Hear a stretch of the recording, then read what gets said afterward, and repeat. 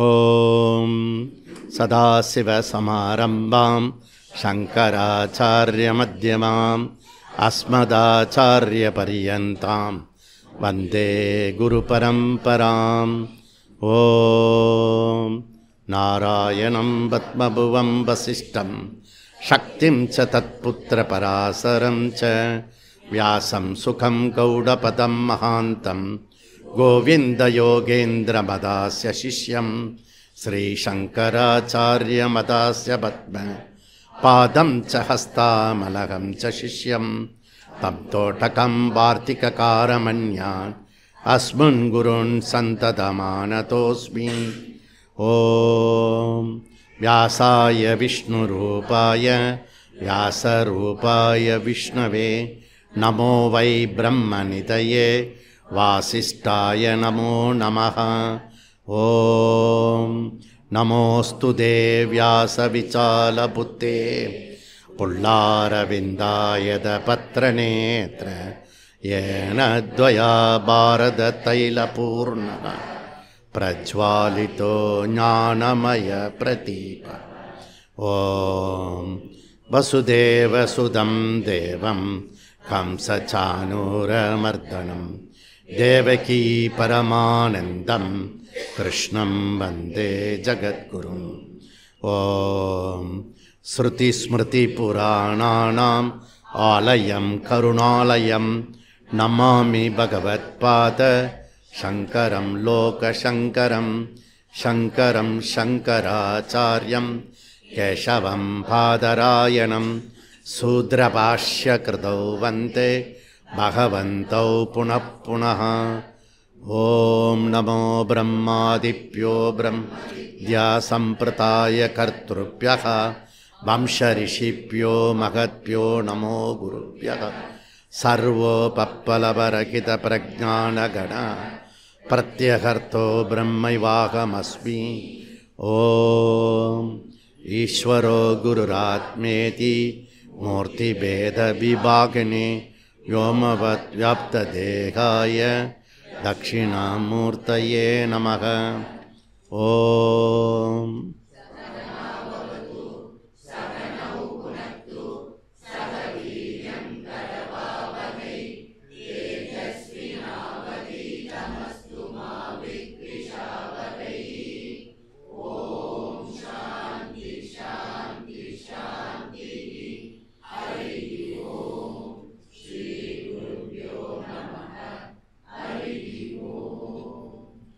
அதாதோ பிரம்ம ஜிக்ஞாசா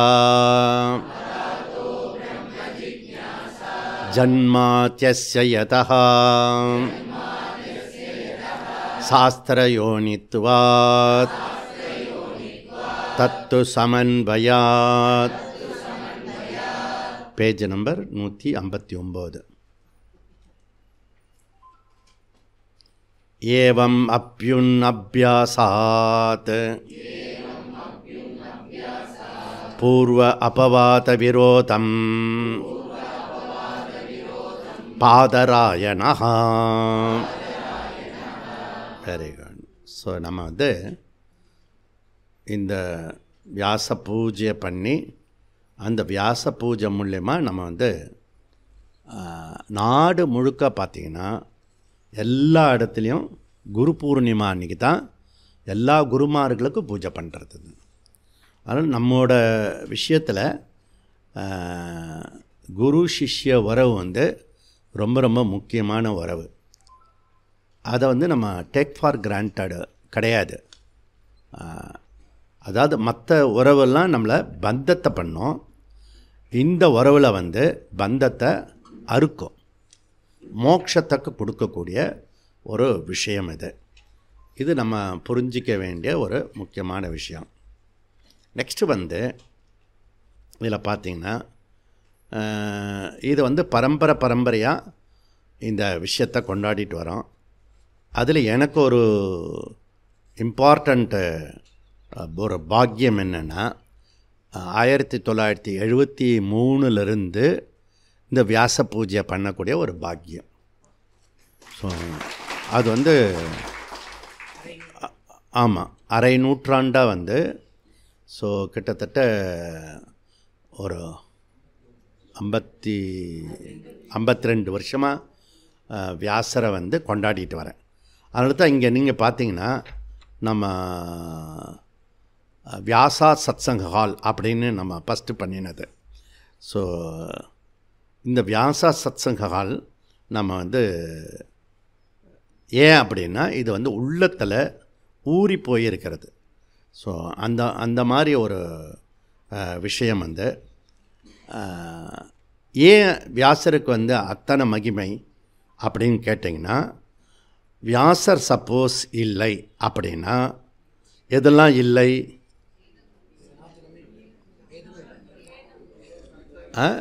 ஃபஸ்ட்டு வந்து பிரமாணம், வேத பிரமாணம் இருக்காது. அதுக்கப்புறம் சனாதன தர்மத்தை பேஸ் பண்ணி இருக்கக்கூடிய நூல்கள், கிரந்தங்கள், அது என்ன?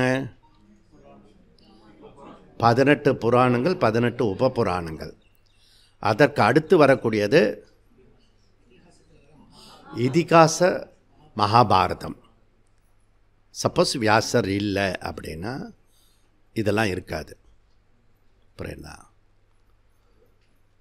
இப்போது மீனாக்கு பின்னாடி இருக்கவங்க புதுசாக, நீங்கள் புதுசாக வந்திருக்கீங்க, செய்யூரில் புதுசாக வந்துருங்க, உட்காந்துங்க. சுப்ரஜா எழுந்திரிச்சுக்குங்க, உட்காந்துக்குங்க. ஏன்னா அவங்களும் புதுசாக வந்திருக்காங்க, யூனிஃபார்ம் இல்லை 2 பேருக்கும். அதனால் சொன்னேன் நான். இந்த பக்கம்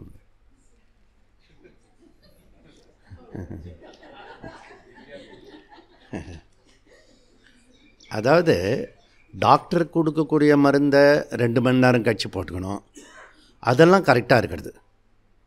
சிரார்த்தத்தை எப்படி பண்ணணுன்றது தெரியாது இருக்குது. ஆனால் சாஸ்திரத்துக்கு எப்படி பண்ணணும், இந்த வேத சாஸ்திரத்துக்கு வரும்போது எப்படி வரணும், எப்படி நடந்துக்கணும், அப்படி தெரிஞ்சவங்க வந்து இப்போ அவங்க புதுசு செய்யூரில், அவங்களுக்கு ஒன்றும் பிரச்சனை கிடையாது.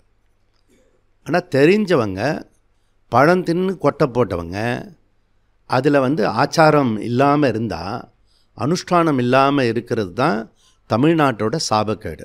நீங்கள் இப்போ வந்து இவங்க குரூப்பு வந்து மார்வாடி குரூப்பு, அவங்க வந்து யூனிஃபார்மில் வந்திருக்காங்க. ஆச்சாரம் சொல்லின்னு இருக்கிற குரூப் வந்து அனாச்சாரமாக செஞ்சுட்டு இருந்தால் அது எந்த விதத்துலேயும் நியாயம் இல்லை. அசிரத்தை காட்டுறது அப்படின்றது இது 2 உதாரணம். ஸ்ரத்தைக்கு உதாரணம் வந்து முன்னாடி இருக்கவங்க 2 பேரும். உங்களுக்கெல்லாம் சுட்டி காட்டுறது தான். இனிமேல் வந்து எது இருந்தாலும் அப்பப்போ காட்டிடுவேன். ஏன்னா நான் எண்ட் ஆஃப் த லைஃபுக்கு வந்துட்டேன் நான். அதனால் பிரச்சனை கிடையாது. யாக்ஞவல்கியர் மாதிரி அம்மா அம்மா இது கிடையாது, அப்பா அப்பா கிடையாது, பேரண்ட்டு கிடையாதுன்னு மைத்திரேயிட்ட சொல்லிட்டு போகிறாரு பாருங்கள். ஏன்னா அவர் வந்து இதுக்கு போகிறார், நிதித்தியாசனத்துக்கு கிளம்பி போகிறார், வீட்டை விட்டு கிளம்பி போகிறார். அதனால் வந்து ஒய்ஃபுக்கிட்டே வந்து இவ்வளோ வருஷம் சொல்லலை. புரியுதா? நீ காட்டுற அன்பு அன்பு இல்லை, நான் காட்டுற அன்பு அன்பு இல்லை, பெற்றோர்கள் குழந்தைகிட்ட காட்டுகின்ற அன்பு அன்பு இல்லை, பொய்யானது. அதில் கண்டிஷனல் லவ், அன்கண்டிஷனல் லவ் வந்து செல்ஃப் லவ் அப்படின்ற சொல்லு. ஸோ நீ உன்னை நேசிக்கிறதுக்கு மாத்திரம்தான் முடியும், அது அன்கண்டிஷனல் லவ். மீதெல்லாம் என்னது? Conditional love. புரியுறதா? ஸோ இதுலேருந்து நான் பேசுகிறதுலேருந்தே உங்களுக்கு தெரிஞ்சிருக்கோம். இப்படிதான் முன்னாடி உங்களை எல்லோரையும் அக்காமடேட் பண்ணியிருந்தேன், இப்போ வந்து கண்டிஷன் லவ் சொல்கிறேன் நான். இதுக்கு பேர் கண்டிஷன் லவ். முன்னாடி இதெல்லாம் சுட்டி காட்ட மாட்டேன் நான். அப்போ அதுலேருந்து என்ன தெரியுது? இது கண்டிஷன் லவ். புரியுதா? ஆத்மா கிட்ட காட்டுற அன்பு மாத்திரமே அன்கண்டிஷ்னல் லவ். மீதி யாருக்கிட்ட காட்டின அன்பும் கம்பேஷன் அது இது சொல்லலாம். புரியுறதா? ஆனால் அது கம்பேஷன் கிடையாது. நீங்கள் அந்த அம்மாவுக்கு முன்னாடி வாங்க, ஆளுமேலே அந்த அம்மாவுக்கும் முன்னாடி வாங்க. கரெக்டாக இருக்கும். இன்னும் நல்லா முன்னாடி வாங்க, 2 பேரும் இடிக்காமல் நல்லா முன்னாடி வாங்க. அப்போ எனக்கு ஃபேஸ் டு ஃபேஸ் தெரிய வரும். ஓகே. ஸோ இப்போ வந்து இது வந்து சைட் டாப்பிக்கு. இப்போ வந்து நம்ம அடுத்தது வந்து பிரம்மசூத்திர தீபிகா வந்து 2021 வியாச பூர்ணிமா அன்னைக்கு வியாசர் வந்து சாஸ்திராலயத்துக்கு வாசுஜி மூலியமாக இங்கே வந்து சேர்ந்தார். அவர் தான் இங்கே இருக்கார். வியாச பகவான். ஸோ அதனால் இந்த பரம்பரை இருக்கு இல்லையா, அந்த பரம்பரை வந்து நமப்பரம ரிஷிப்பியகா நமப்பரம ரிஷிப்பியகா முதல் உபநிஷத்து முண்டக்க உபநிஷத்தில் அவர் வந்து சொல்கிறார். ஸோ இது அப்போது இதில் என்ன முக்கியம், இந்த நமப்பரம ரிஷிப்பியா நமப்பரம ரிஷிப்பியா இருக்கு இல்லையா, இந்த சொல் வந்து சூச்சகமான வார்த்தை ஆச்சாரியர்கள் எடுத்துக்கிறாரு. அது என்னன்னா எங்கேயுமே கல்ட்டு இருக்கப்படாது, ஆனால் பரம்பரை இருக்கணும், இந்த சாஸ்திர பரம்பரை இருக்கணும். இந்த பரம்பரையில் வராதவங்களை என்ன சொல்கிறாருன்னா சங்கரர் பாஷ்யத்தில் மூர்கவத்து அப்படின்ட்டார். நான் சொல்லலை, அவர் சொல்கிறார். அப்போ நம்ம இந்த பரம்பரையை அந்த ஆச்சாரியார் வந்து முண்டக்க உபனிஷத்தினுடைய ஆச்சாரியா, அவர் நமப்பரம ரிஷிப்பியகா நமப்பரம ரிஷிப்பியகா, இது என்னோடது இல்லைப்பா, இது வந்து பரம்பரை சொத்து, அதுதான் அதில் எனக்கு தெரிஞ்சதை உனக்கு சொல்கிறேன் அப்படின்னு அவர் சொல்கிறார். ஓகே, சவுனக்கா கிட்ட சொல்கிறார், சிஷ்யன்கிட்ட சொல்கிறார். ஆனால் அவன் கேள்வி கேட்டது இருக்கு இல்லையா, அவன் சவுனக்கா கேள்வி கேட்டானா அங்கிரஸ் கிட்ட என்ன மாதிரி கேள்வி கேட்டான், ஏக விஜானேன சர்வ விஜானம் பவதி. அது ஸ்டூடெண்ட்டு என்ன கேட்குறான்னா, எதை தெரிஞ்சுக்கிட்டா எல்லாத்தையும் தெரிஞ்சிக்கிறதுக்கு சமமாக இருக்குமோ, அம்பிகா நீ பின்னாடி போய் உட்காரணும், பின்னாடி யூனிஃபார்ம் இல்லாமல் வந்திருக்கல, பின்னாடி போய் உட்காரு, பின்னாடி ஒரு சேர் காலியாக இருக்கு பாரு. கவிதா முன்னாடி வந்து உட்காருங்க. S, okay. ஸோ இதெல்லாம் நம்ம வந்து தெரிஞ்சிக்க வேண்டிய ஒரு பத்ததி, ஆச்சாரம், அனுஷ்டானம். ஸோ மற்றதில் மெடிக்கல் சயின்ஸில் நீங்கள் வந்து சத்தியம் கடைப்பிடிக்கிறீங்க, அதுக்கப்புறம் பூர்வ மீமாம்சத்தில் சத்தியமாக கடைப்பிடிக்கிறீங்க. வேதாந்தம் மாத்திரம் இழிச்சவனா ஊர் கிளச்சவன் என்ன, அதனால் வேதாந்த சுப்ரீம், அதில் வந்து எந்த ஒரு விஷயமோ நாம் விட்டு கொடுக்கக்கூடாது, விட்டு கொடுக்க முடியாது. அது நீங்கள் புரிஞ்சிக்க வேண்டிய விஷயம். வேதாந்தம் வெரி சுப்ரீம், அதை நீங்கள் தெரிஞ்சிக்க வேண்டிய ஒரு முக்கியமான ஒரு விஷயம். அப்போது இந்த நமப்பரம ரிஷிப்பியகா நமப்பரம ரிஷிப்பியகான்னு கன்க்ளூட் பண்ணும்போது, அவர் ஸ்டார்ட் பண்ணும்போது எப்படி ஸ்டார்ட் பண்ணுறாருன்னா, அவர் வந்து பெரிய விஷயத்தை கேட்குறார். எதை தெரிஞ்சிக்கன்னா அனைத்தையும் தெரிஞ்சிக்க முடியுமோ அது எனக்கு சொல்லிக் கொடுங்க அப்படின்னு. ஸோ அப்போது இது டோட்டல் நாலேஜ். இப்போ அவர் வந்து வித்யாவை ரெண்டாக பிரிக்கிறார். யார்? குரு. அந்த குரு பேர் என்ன? அங்கிரஸ். ஓகே, வித்யாவை ரெண்டாக பிரிக்கிறார். என்ன பிரிக்கிறார் ரெண்டா? பராவித்யா அபராவித்யா அப்படின்னு. ஸோ அப்போ பராவித்யா அதுக்கு தேவதை வந்து சரஸ்வதி, அபராவித்யாவுக்கு தேவதை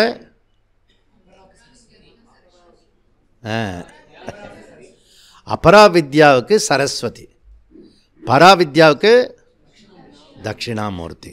புரியுதா? அப்போது ஒன்று வந்து நிர்குண பிரம்மத்தை சொல்கிறது, இன்னொன்று வந்து சகுண பிரம்மத்தை சொல்கிறது. அப்போ ஜன்மாத்தியஸ்ய யதா அது வந்து நிர்குண பிரம்மமா சகுண பிரம்மமா? சகுண பிரம்மம். ஜன்மாதி சொல்லும் போதே ஒன்னோட இன்னொன்று ஏதாவது ஜாயின் பண்ணிட்டாலே அது சகுண பிரம்மம். பாதராயணகான்னு இப்போ முடித்தேன், அது வரைக்கும் என்னது? நிர்குண பிரம்மம். 4வது அத்தியாயம் 4வது பாதத்தில் அந்த 3வது அதிகரணத்தில் வரக்கூடிய கடைசி சூத்திரம் வந்து பாதராயணா அப்படின்னு முடிகிறது.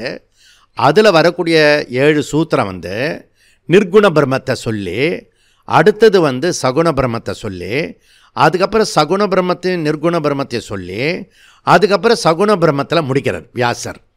நான் இப்போ என்ன பண்ணினேன்னா, ஜன்மாத்தியசேதகா சதுசூத்திரியை வந்து செப்பரேட்டாக எடுத்துட்டு, அப்புறம் 5லேருந்து 555 வரைக்கும் இந்த சாஸ்திராலயத்தில் ஆரம்பித்து இப்போ சாஸ்திராலயத்தில் முடிக்கிறோம்.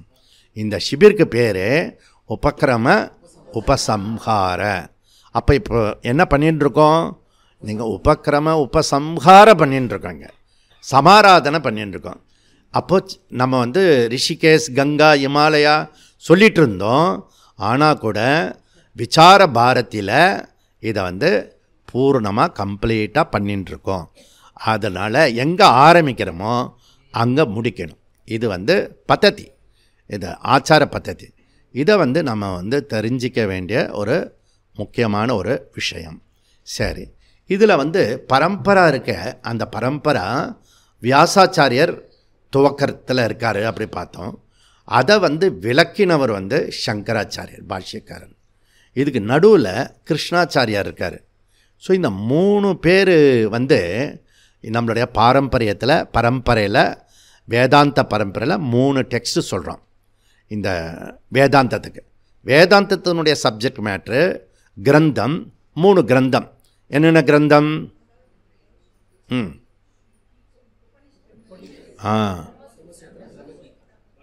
அந்த உபநிஷத்தை கொஞ்சம் இன்னொரு வார்த்தையில் சொன்னோம்னா, ஸ்ருதி பிரதானம், ஸ்மிருதி பிரதானம், நியாய பிரதானம்.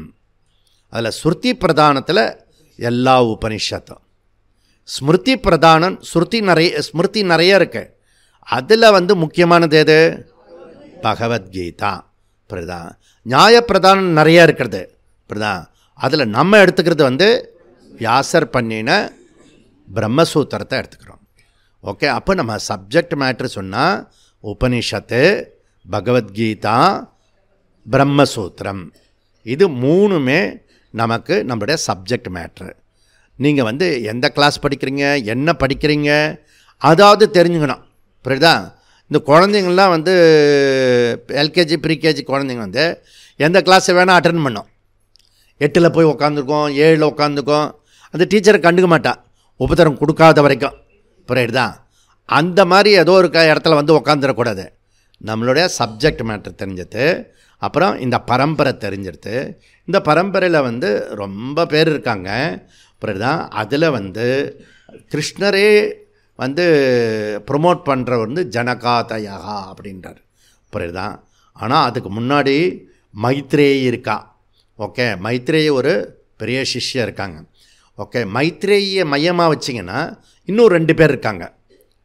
அந்த மைத்ரேயை மையமாக வச்சுக்கிட்டோம்னா இன்னும் 2 குரூப் இருக்குது. யாக்ஞவல்யர்கிட்ட வாதம் பண்ணினவங்க, காத்யாயனி, கார்கி. காத்யாயனி வந்து ஹவுஸ் ஒய்ஃப், கார்கி வந்து பிரம்மவாதினி, மைத்ரேயி வந்து சிஷ்யா.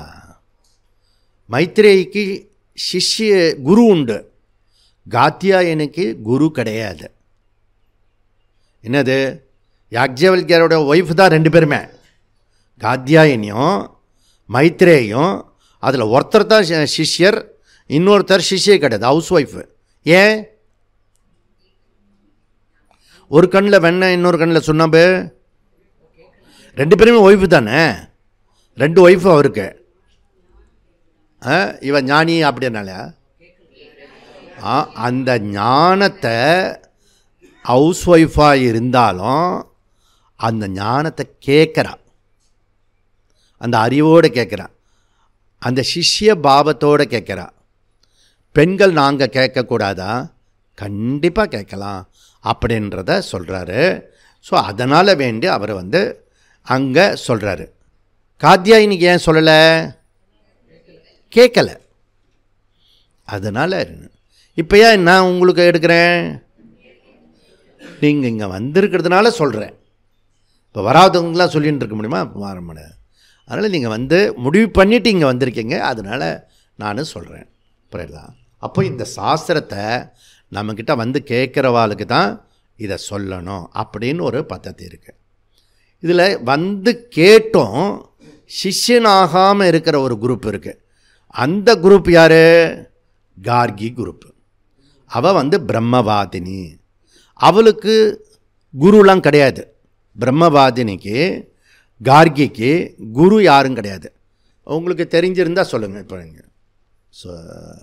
கௌதம் யாராவது இருந்தால் சொல்லுங்கள். நீங்கள் வந்து இப்போ நீங்கள் உங்களுக்கு தெரிஞ்சிருந்தால் அந்த விஷயத்தை சொல்லுங்கள் நீங்கள். ஓகே.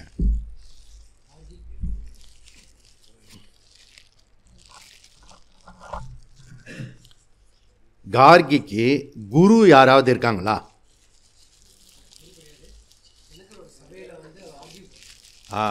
பிரம்மவாதினி. புரியுதா? அதனால் அவளுக்கு இது கிடையாது, அவளுக்கு குரு கிடையாது. ஸோ இந்த மாதிரி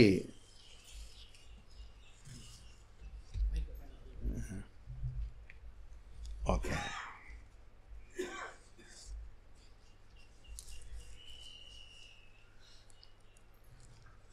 அவர் ஜீசஸ் சொல்லிருக்கார், பாரத்தை இறக்கி வைங்க.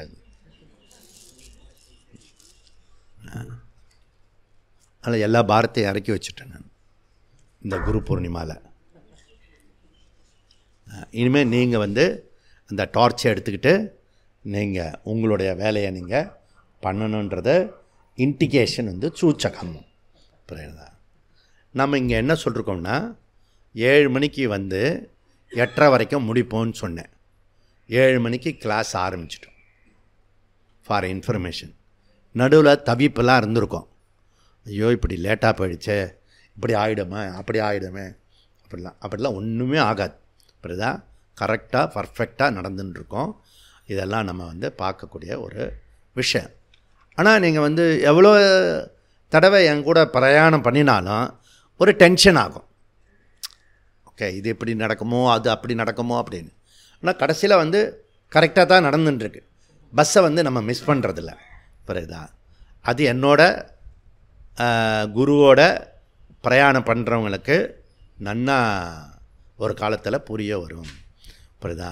அப்போது ஜனகா, மைத்ரேயி, ஸ்வேதகேது, நச்சிகேதா, பிருகு, இவங்கெல்லாம் அர்ஜுனா, இவங்கெல்லாம் நல்ல சிஷ்யர்கள். லேட்டஸ்ட்டு அர்ஜுனா. புரியுதா? அதில் வியாசா அண்டு சங்கரா மைல்கல். பெரிய நம்ம இப்போ படிச்சுட்டு இருக்க பரம்பரை பெருசாச்சு. அதில் இந்த பரம்பரையை மீண்டும் ரொம்ப காலத்துக்கு பிறகு துவக்கினது சின்மயாஜி, தயானந்தாஜி. அவங்க 2 பேரும் துவக்கினாங்க.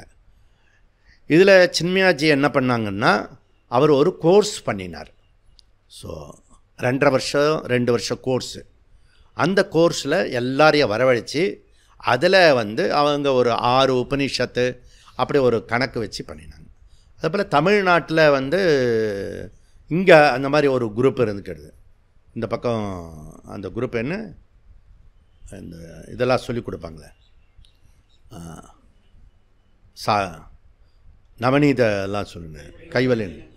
அவங்க ஒரு கோயிலூர் மடம் ஒரு சப்ஜெக்ட் மேட்ரு வச்சு ஒரு 10-15 சப்ஜெக்ட் அவங்க வச்சுருந்து அவங்க அதை ஒரு பாரம்பரியமாக அதை டெவலப் பண்ணினாங்க. இந்த மாதிரி அந்தந்த இடத்துல பண்ணினாங்க. அதுக்கப்புறம் இந்த பரம்பரை நாலேஜு மிஸ் ஆகிடக்கூடாது சொல்லிட்டு தான் சின்மயாஜி தபோன் மகராஜ்கிட்ட போய் பாடத்தை கேட்டு கஷ்டப்பட்டு கேட்டார். அந்த கஷ்டப்பட்டு கேட்குறதுல ஒரு இது இருக்குது, முக்கியத்துவம் இருக்குது. அவர் என்ன பண்ணாருன்னா, நான் தபோன் மகராஜ்கிட்ட அவர் சொன்னார், இதை போய் கிரகஸ்தாலுக்கு சொல்ல போகிறேன், நகரத்தில் இருக்கிறவங்களுக்கு சொல்ல போகிறேன் அப்படின்றது வந்தார். அப்போ தபோன் மகராஜ் என்ன சொன்னார்னா, தம்பி இந்த விபரீத விளையாட்டுலாம் பண்ணாத, கிரகஸ்தர்களுக்கு நிறைய கஷ்டங்கள் இருக்கிறது. அவங்க அந்த குடும்பத்தை மீண்டு வெளியில் வர்றதே அவங்களுக்கு தர்மந்தான் சரியாக இருக்கும், வேதாந்தம் சரியாக இருக்காது. அதனால் நீ நீ பாழாக போயிடுவ நீ. புரியுதா? அந்த ராமகிருஷ்ணர் சொல்கிற மாதிரி அந்த அடுப்புக்குள்ளார இருந்ததுன்னா அந்த பொம்மை கூட கருப்பாயிடும். புரியுதா? பழைய காலத்து அந்த விறகுலாம் வச்சுருக்கிறது அதை பட்டு கிரகஸ்த வாசனையோடு இருந்ததுன்னா அந்த ஆச்சாரியன் கூட கிரகஸ்தனாக ஆகிடுவான். சன்னியாசி கூட அந்த சம்சார வாசனை வந்துடும். நம்ம எங்கே எதை அதிகமாக பேசுகிறோமோ அந்த விஷயம் நம்மளோட பாதிக்கும். இப்படிலாம் பெரிய லாங் அட்வைஸ் பண்ணுறார் சின்மயாஜிக்கிட்ட. ஸோ சின்மயாஜி அவர் சிட்டியில் பழகினவர். ஆனால் இவ்வளோ பெரிய ஒரு ஆனந்த விஷயத்தை ஆனந்த மீமாம்சத்தை நம்ம பெரிய விஷயம் கெட்டு போயிடுமே. நாளை காலத்தில் இது சன்னியாசின்றது அந்த சில மிருகங்கள்லாம் இருக்கிறது, புலி, மயில், இதெல்லாம் இனம் அழிஞ்சு போச்சு கொஞ்சம் கொஞ்சமாக. அதுக்கப்புறம் இன் ஃப்யூச்சர் காலத்தில் சன்னியாசின்ற இனம் இருக்குல்ல, அது அழிஞ்சு போய்டும் போல இருக்கு. அதனால் இந்த பரம்பரை ஞானத்தை வந்து கிரகஸ்தாலுக்கு கொடுத்துருவோம். புரியுதா? அந்த மாதிரி இருக்குது. இப்போ குப்பன்ஜி வந்து இமாலயத்துக்கெலாம் போயிட்டு வந்து கலர்ஃபுல் ட்ரெஸ்ஸில் வந்திருக்காரு பாருங்கள். இதெல்லாம் ஒரு ஸ்ரத்தை, ஒரு பக்தி. அந்த மாதிரி பிரதோஷத்துக்கு வந்தோடனே வரவேற்றார். இதெல்லாம் ஒரு நன்றி கடனோடு பண்ணக்கூடிய ஒரு விஷயம். புரியுதா? இதெல்லாம் வந்து நடுவில் கண்ணில் மாட்டிட்டார், வேற ஒன்றும் இல்லை. ஆனால் பார்த்தீங்கன்னா பேசுகிறதெல்லாம் பார்த்தீங்கன்னா பெரிய ஐன்ஸ்டீன் மாதிரி பேசுகிறது. புரியுதா? ஸோ இதெல்லாம் ஒரு விஷயம் இருக்குது. இதெல்லாம் சைட் டாக்கு நடுவில் வரும். ஏன்னா சாதன சதுஷ்யம் இருக்கட்டும், அது எங்கேயோ இருக்குது. லோக்கலில் வந்து யூனிஃபார்மில் வர்றதே ஒரு சாதனை, அதுவே டிஃபிகல்ட்டுன்னா இவனுக்கு சாதனை சதுஷ்டம் எப்போ வந்து இதெல்லாம் வந்து தப்போவன் மகராஜ் யோசித்து சொல்கிறாரு. நீ எவ்வளோ சொன்னாலும் அவன் வந்து அன்யூனிஃபார்மில் வருவான், சொல்கிறத கேட்க மாட்டான், 10 தடவை ஃபோன் பண்ணால் தான் வருவான், அதுவும் முடிஞ்சால் வரேன்னு சொல்லுவான். புரியுதா? லேட்டாக வருவான், வந்ததுக்கு ஒரு காரணம் சொல்லுவான். அதனால் வேண்டாம், ஆசிரமத்திலேயே பண்ணிக்கோ, ஜாலியாக இருக்கும். நான் கூட உத்தரகாசியில் தான் இடம் பார்த்தேன். ஆக்சுவலி உத்தரகாசியில் ஒரு இடம் ஃபிக்ஸ் பண்ணிட்டு வந்துட்டேன் நான், அங்கே தான் இருக்கிற மாதிரி. அதுக்கப்புறம் என்னுடைய பலகீனம் வந்து ஸ்டூடெண்ட்டுக்கு தெரியும். என்னுடைய பலகீனம் உங்களுக்கு தெரியும், உங்களுடைய பலகீனம் எனக்கு தெரியும் இல்லையா? இவ்வளோ நாள் பழகும்போது தெரியாதா? இது ஆசுதோஷானந்தம் இப்படி முகத்தை பார்த்தாலே அவன் கீழே இறங்கி போயிடுவேன். இப்போ என்ன பிரார்த்தனை பண்ணியிருக்கேன்னா, ஸ்ட்ராங்காக எந்த சிஷ்யன் எப்படி கேட்டாலும் நான் வந்து வெளியே வரக்கூடாது, 4 மாதம் விரதத்தோடு இருக்கணும், அப்படி ஒரு ஈஸ்வரன்கிட்டே பிரார்த்தனை பண்ணியிருக்கேன் நான். ஏன்னா நடுவில் ஒரு முக்கியமாக நான் பாட்டு சொல்கிறேன், இந்த மாதிரி ஏகாந்த வாசத்துக்கு போகிறேன், மௌனத்துக்கு போகிறேன், யாரோடய பேச மாட்டேன், பார்க்க மாட்டேன், அதெல்லாம் சரிச்சு. இந்த ஃபங்க்ஷனுக்கு எப்போ வரீங்க அதை சொல்லுங்கள். ஆனால்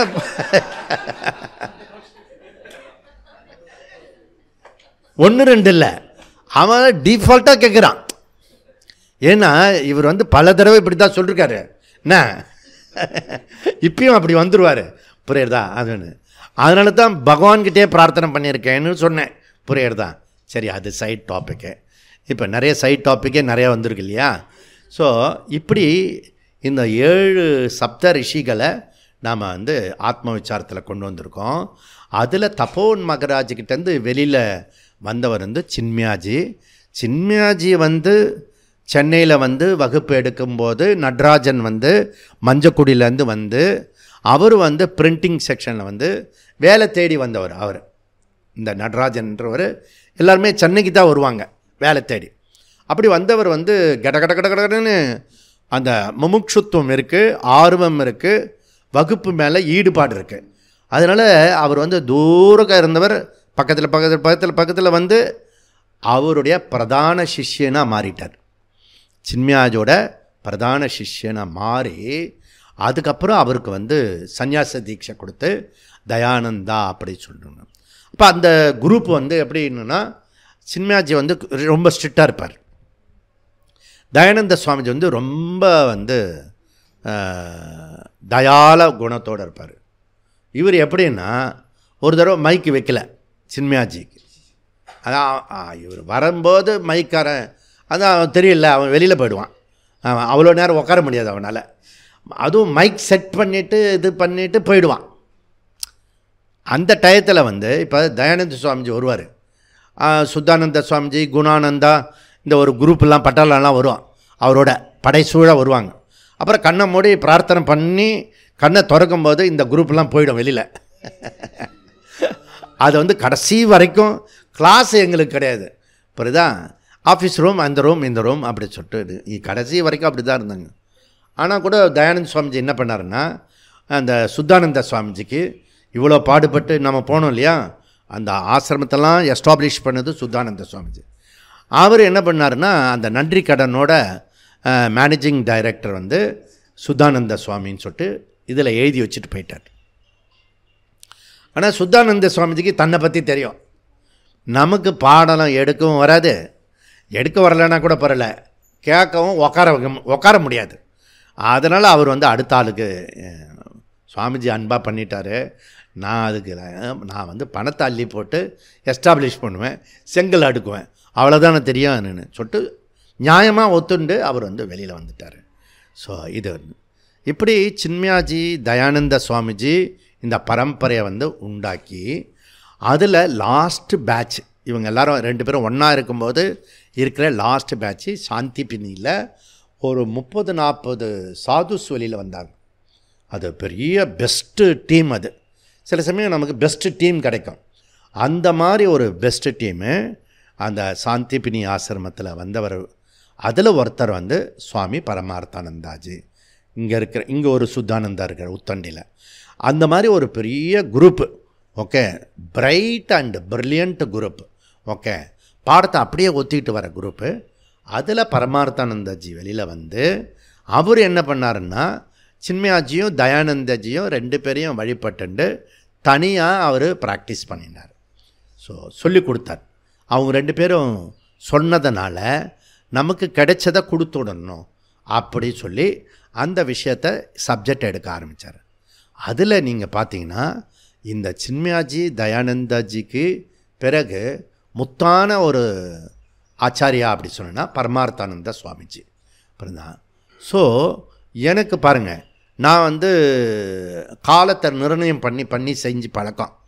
அதனால் நேராக 1973 முடிவு பண்ணிட்டேன் 40 வயசில் சன்னியாசி எடுத்துக்கணும்னு சொல்லிட்டு.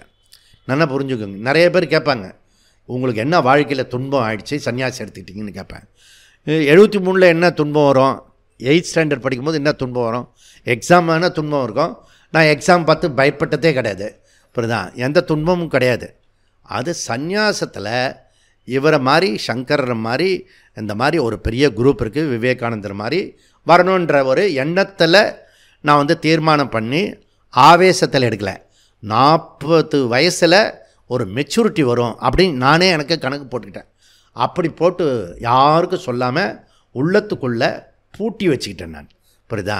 ஏன்னா இது ரகசியம். இது மீதெல்லாம் நீங்கள் பணத்தையோ மற்றதையோ எது வேணால் சொல்லிக்கலாம். இதெல்லாம் வந்து டாப் மோஸ்ட் சீக்ரெட்டு. அதனால் அப்படியே வெயிட் பண்ணி நடுவில் வந்து சுவாமி குருபரானந்தாஜி வந்து அறிமுகத்துக்கு வந்தார். அது எப்படி வந்தாருன்னா, நான் வந்து இந்த 40 ஆயிடுச்சு, ஏதோ ஒரு சுவாமிகிட்ட போய் நம்மளை டோட்டலாக ஒப்படைச்சிடணும். எனக்கு ரொம்ப டிசிப்ளின் பர்சன். ஏன்னா ஒரு 20 வருஷம் சங்கத்தில் வந்து பயிற்சி பெற்றவன். அதனால் என்ன சொல்கிறாங்களோ அப்படியே 100% கடைப்பிடிப்பேன். புரியுதா? இப்போ கூட எனக்கு வந்து மாத்திரைலாம் போட்டுக்கிறது பிடிக்காது. ஆனால் அந்த டாக்டர் சொல்கிறதுனால மாத்திரை போட்டுக்கிறேன் நான். புரியுதா?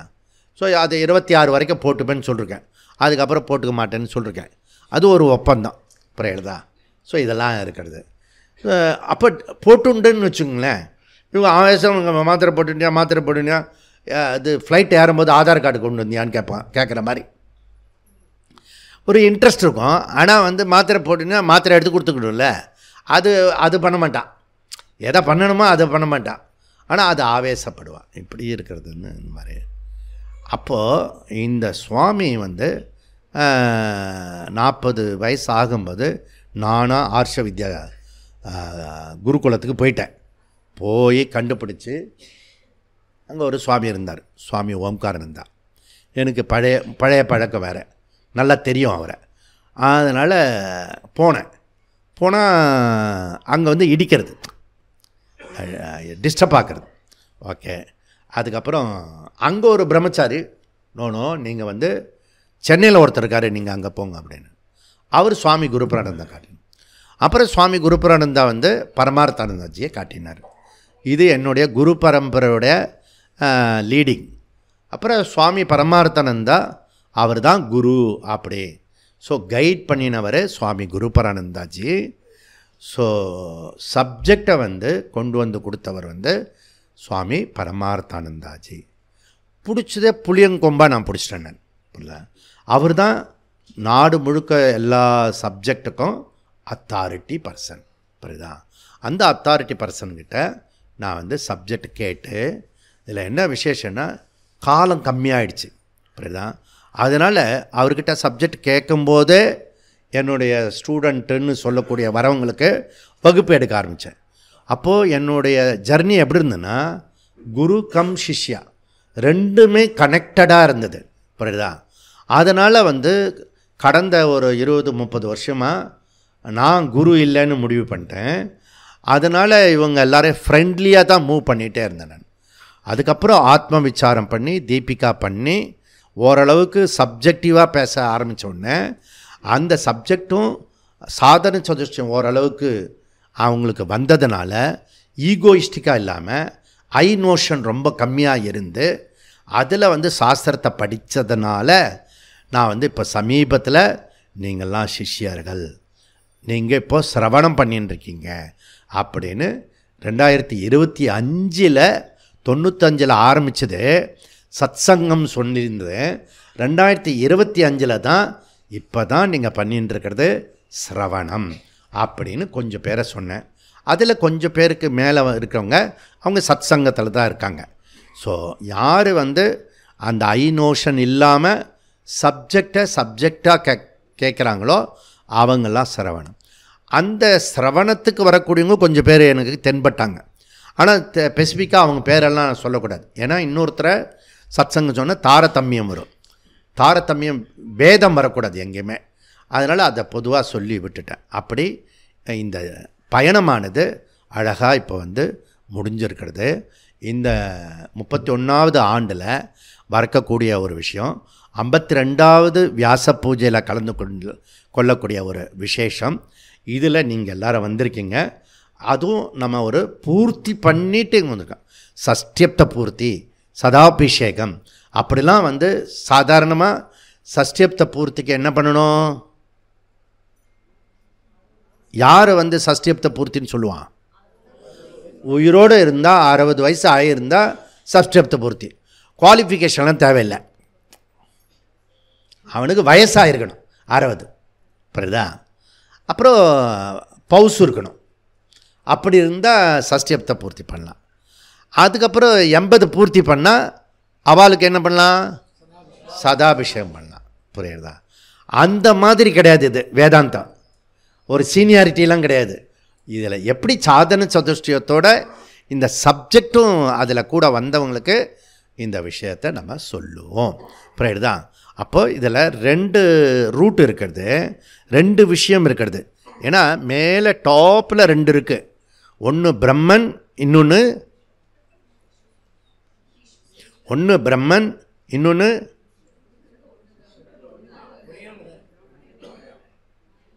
ரெண்டு இருக்குது. மாயா இல்லை, அதுக்கு இன்னும் கொஞ்சம் கன்வெர்ட் பண்ணி சொல்லுங்கள். மித்யா நம்ம சொல்கிறது, பிரகிருதி யார் சொன்னது? Very good. ஸோ மாயா பிரகிருதி, இது பிரம்மன் பிரகிருதி 2 வஸ்து இருக்கிறது. இந்த 2 வஸ்து இருக்கிறதுனால தான் பிரச்சனை இருக்கிறது. இப்போ சாங்கிய அவங்க எல்லாருமே சாங்கியர்களுடைய குரூப்பு, இன்க்ளூடு பதஞ்சலி உட்பட துவைத்துவாதி. ஏன்னா பிரகிருதி அங்கே இருக்கிறது, பிறகுதான் அதில் வந்து வேதாந்தத்துக்கு வந்திருக்க துவைத்தி இருக்கான் இல்லையா, அந்த துவைத்தி கூட அவன் பேர் துவைத்தி தானே, மாத்வா குரூப்பு, அவங்களும் துவைத்தி தான். அவங்களுக்கு எப்படி துவைத்தி அப்படின்னா நிமித்த காரணம் ஈஸ்வரான்னு எடுத்துக்கிறாங்க. நிமித்த காரணத்தை எடுத்துக்கிறது மாத்வா குரூப்பு. வேதாந்தத்துக்குள்ளே வந்தவங்க, வேதாந்தத்துக்குள்ளே வந்தவங்க அபின்ன நிமித்த உபாதான காரணம் எடுத்துக்கிறவங்க விசிஷ்டாத்வைதம், புரியுதா? விசிஷ்டாத்வைதம். அப்போது ஜகத் காரணம் பிரம்ம அப்படின்னு உபாதான காரணத்தையும் எடுத்துக்கிறது யாரோ அவங்களுக்கு பேர் விசிஷ்டாத்வைதம். இந்த காரண காரியம் இருக்கு இல்லையா, இந்த காரண காரிய விலக்ஷணம், அதுக்கு பேர் என்ன சுப்ரஜாஜி? காரண காரிய விலக்ஷணத்துக்கு என்ன பேர் அந்த பிரம்மனுக்கு? அகாரணம். நம்ம என்ன பாஷை பேசுகிறோமோ அந்த பாஷையிலே வரத்துக்கு ட்ரை பண்ணணும், புரியுதா? வர்ஷா இந்திரி உக்காரு, லேட்டாக வந்ததுனால வேற ஒன்றும் இல்லை. அப்போது காரண பிரம்மன், அந்த காரண பிரம்மன் வந்து இதுதான் மொத்த ஜகத்துக்கு காரணம். ஓகே, வெளியில் வந்தது வந்து காரியம். ஓகே, காரணம் காரியம். ஸோ ஹோல் ஜகத் வந்து காரண காரியமாக இருக்கிறது. அதில் ஜீவ ஈஸ்வர ஜகத்து, ஜீவ ஈஸ்வர ஜகத்து தான் வெளிப்பட்டது. அந்த ஜீவ ஈஸ்வர ஜகத்தை ஏற்றுக்கிட்டது வந்து மாத்வா குரூப். மத்வர் வந்து அதை வந்து பளிச்சுன்னு எல்லாருக்கும் ஜீவ ஈஸ்வர ஜகத்தில் தான் இருக்கும். அது வந்து பெரும்பான்மையானருக்கு வேதாந்தத்தில் வந்த பெரும்பான்மையான மக்கள் வந்து ஜீவ ஈஸ்வர ஜகத்தில் இருப்பாங்க. கொஞ்சம் குவாலிஃபைட் ஆகி அதில் வந்து அந்த சகாம பக்தியிலேருந்து நிஷ்காம பக்தியில் ஜிக்ஞாச பக்தியாக வரவன் விசிஷ்டாத்வைத்தத்துக்கு வருவான். புரியுதா? அவனுக்கு எப்படி இருக்கும்னா ஈஸ்வரா மாத்திரம்தான் இருக்கும். அந்த ஈஸ்வரனே ஜகத்துக்கு சமுத்திரத்தமாக இருக்கிறது. புரியுதா? ஆனால் அது இந்த ஜலம் இருக்கும், ஆனால் ஜலம் சொல்ல மாட்டாங்க, அது சமுத்திரம் அப்படி சொல்லுவாங்க. புரியுதா? ஸோ சமுத்திரத்துக்குள்ளே இருக்கிற ஜலம் அப்படி சொல்லுவாங்க.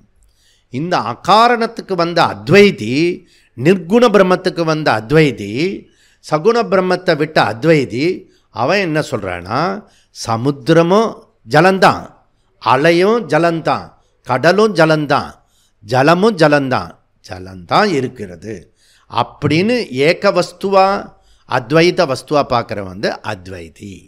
ஓகே, அப்போது சங்கராச்சாரியர் வந்து அத்வைத ஸ்தாபகர் சொல்லக்கூடாது, ஷண்மத ஸ்தாபகர் சொல்லலாம். அத்வைத ஸ்தாபகர் அவருக்கு முன்னாடியே அத்வைதம்லாம் இருக்கிறது. புரியுதா?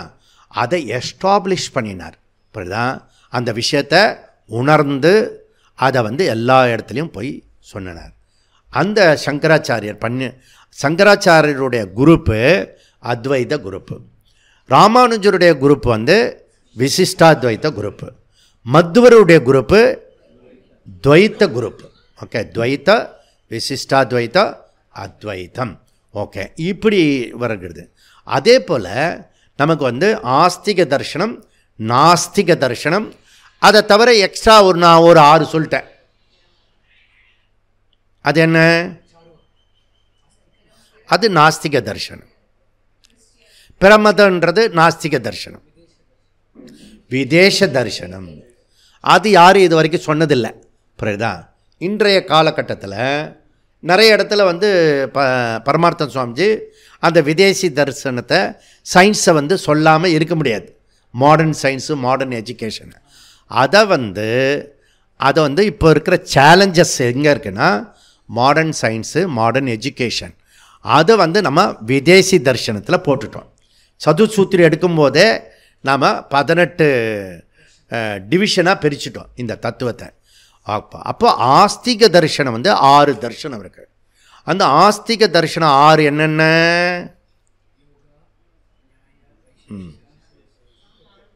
சாங்கிய, யோகா, நியாய, வைசேஷிக.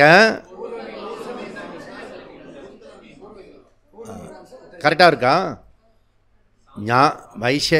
முதல்ல வந்து சாங்கிய, நியாய, வைசேஷிக, யோகா, பூர்வமீமாம்ச, உத்தரமீமாம்ச. இப்போ நாம் வந்து இப்போதைக்கு சத்திக்கு வச்சுப்போம். நாம் எந்த குரூப்பு? உத்தரமீமாம்சம். நம்ம வந்து வியாசருடைய குரூப்பு. புரியுதா? அதுக்கு கீழே நாஸ்திக குரூப் இருக்குது. அதில் தான் சாருவாக குரூப்லாம் இருக்கிறது. புரியுதா? பௌத்தா இருக்கிறது. புரியுதா? இதெல்லாம் இருக்கிறது.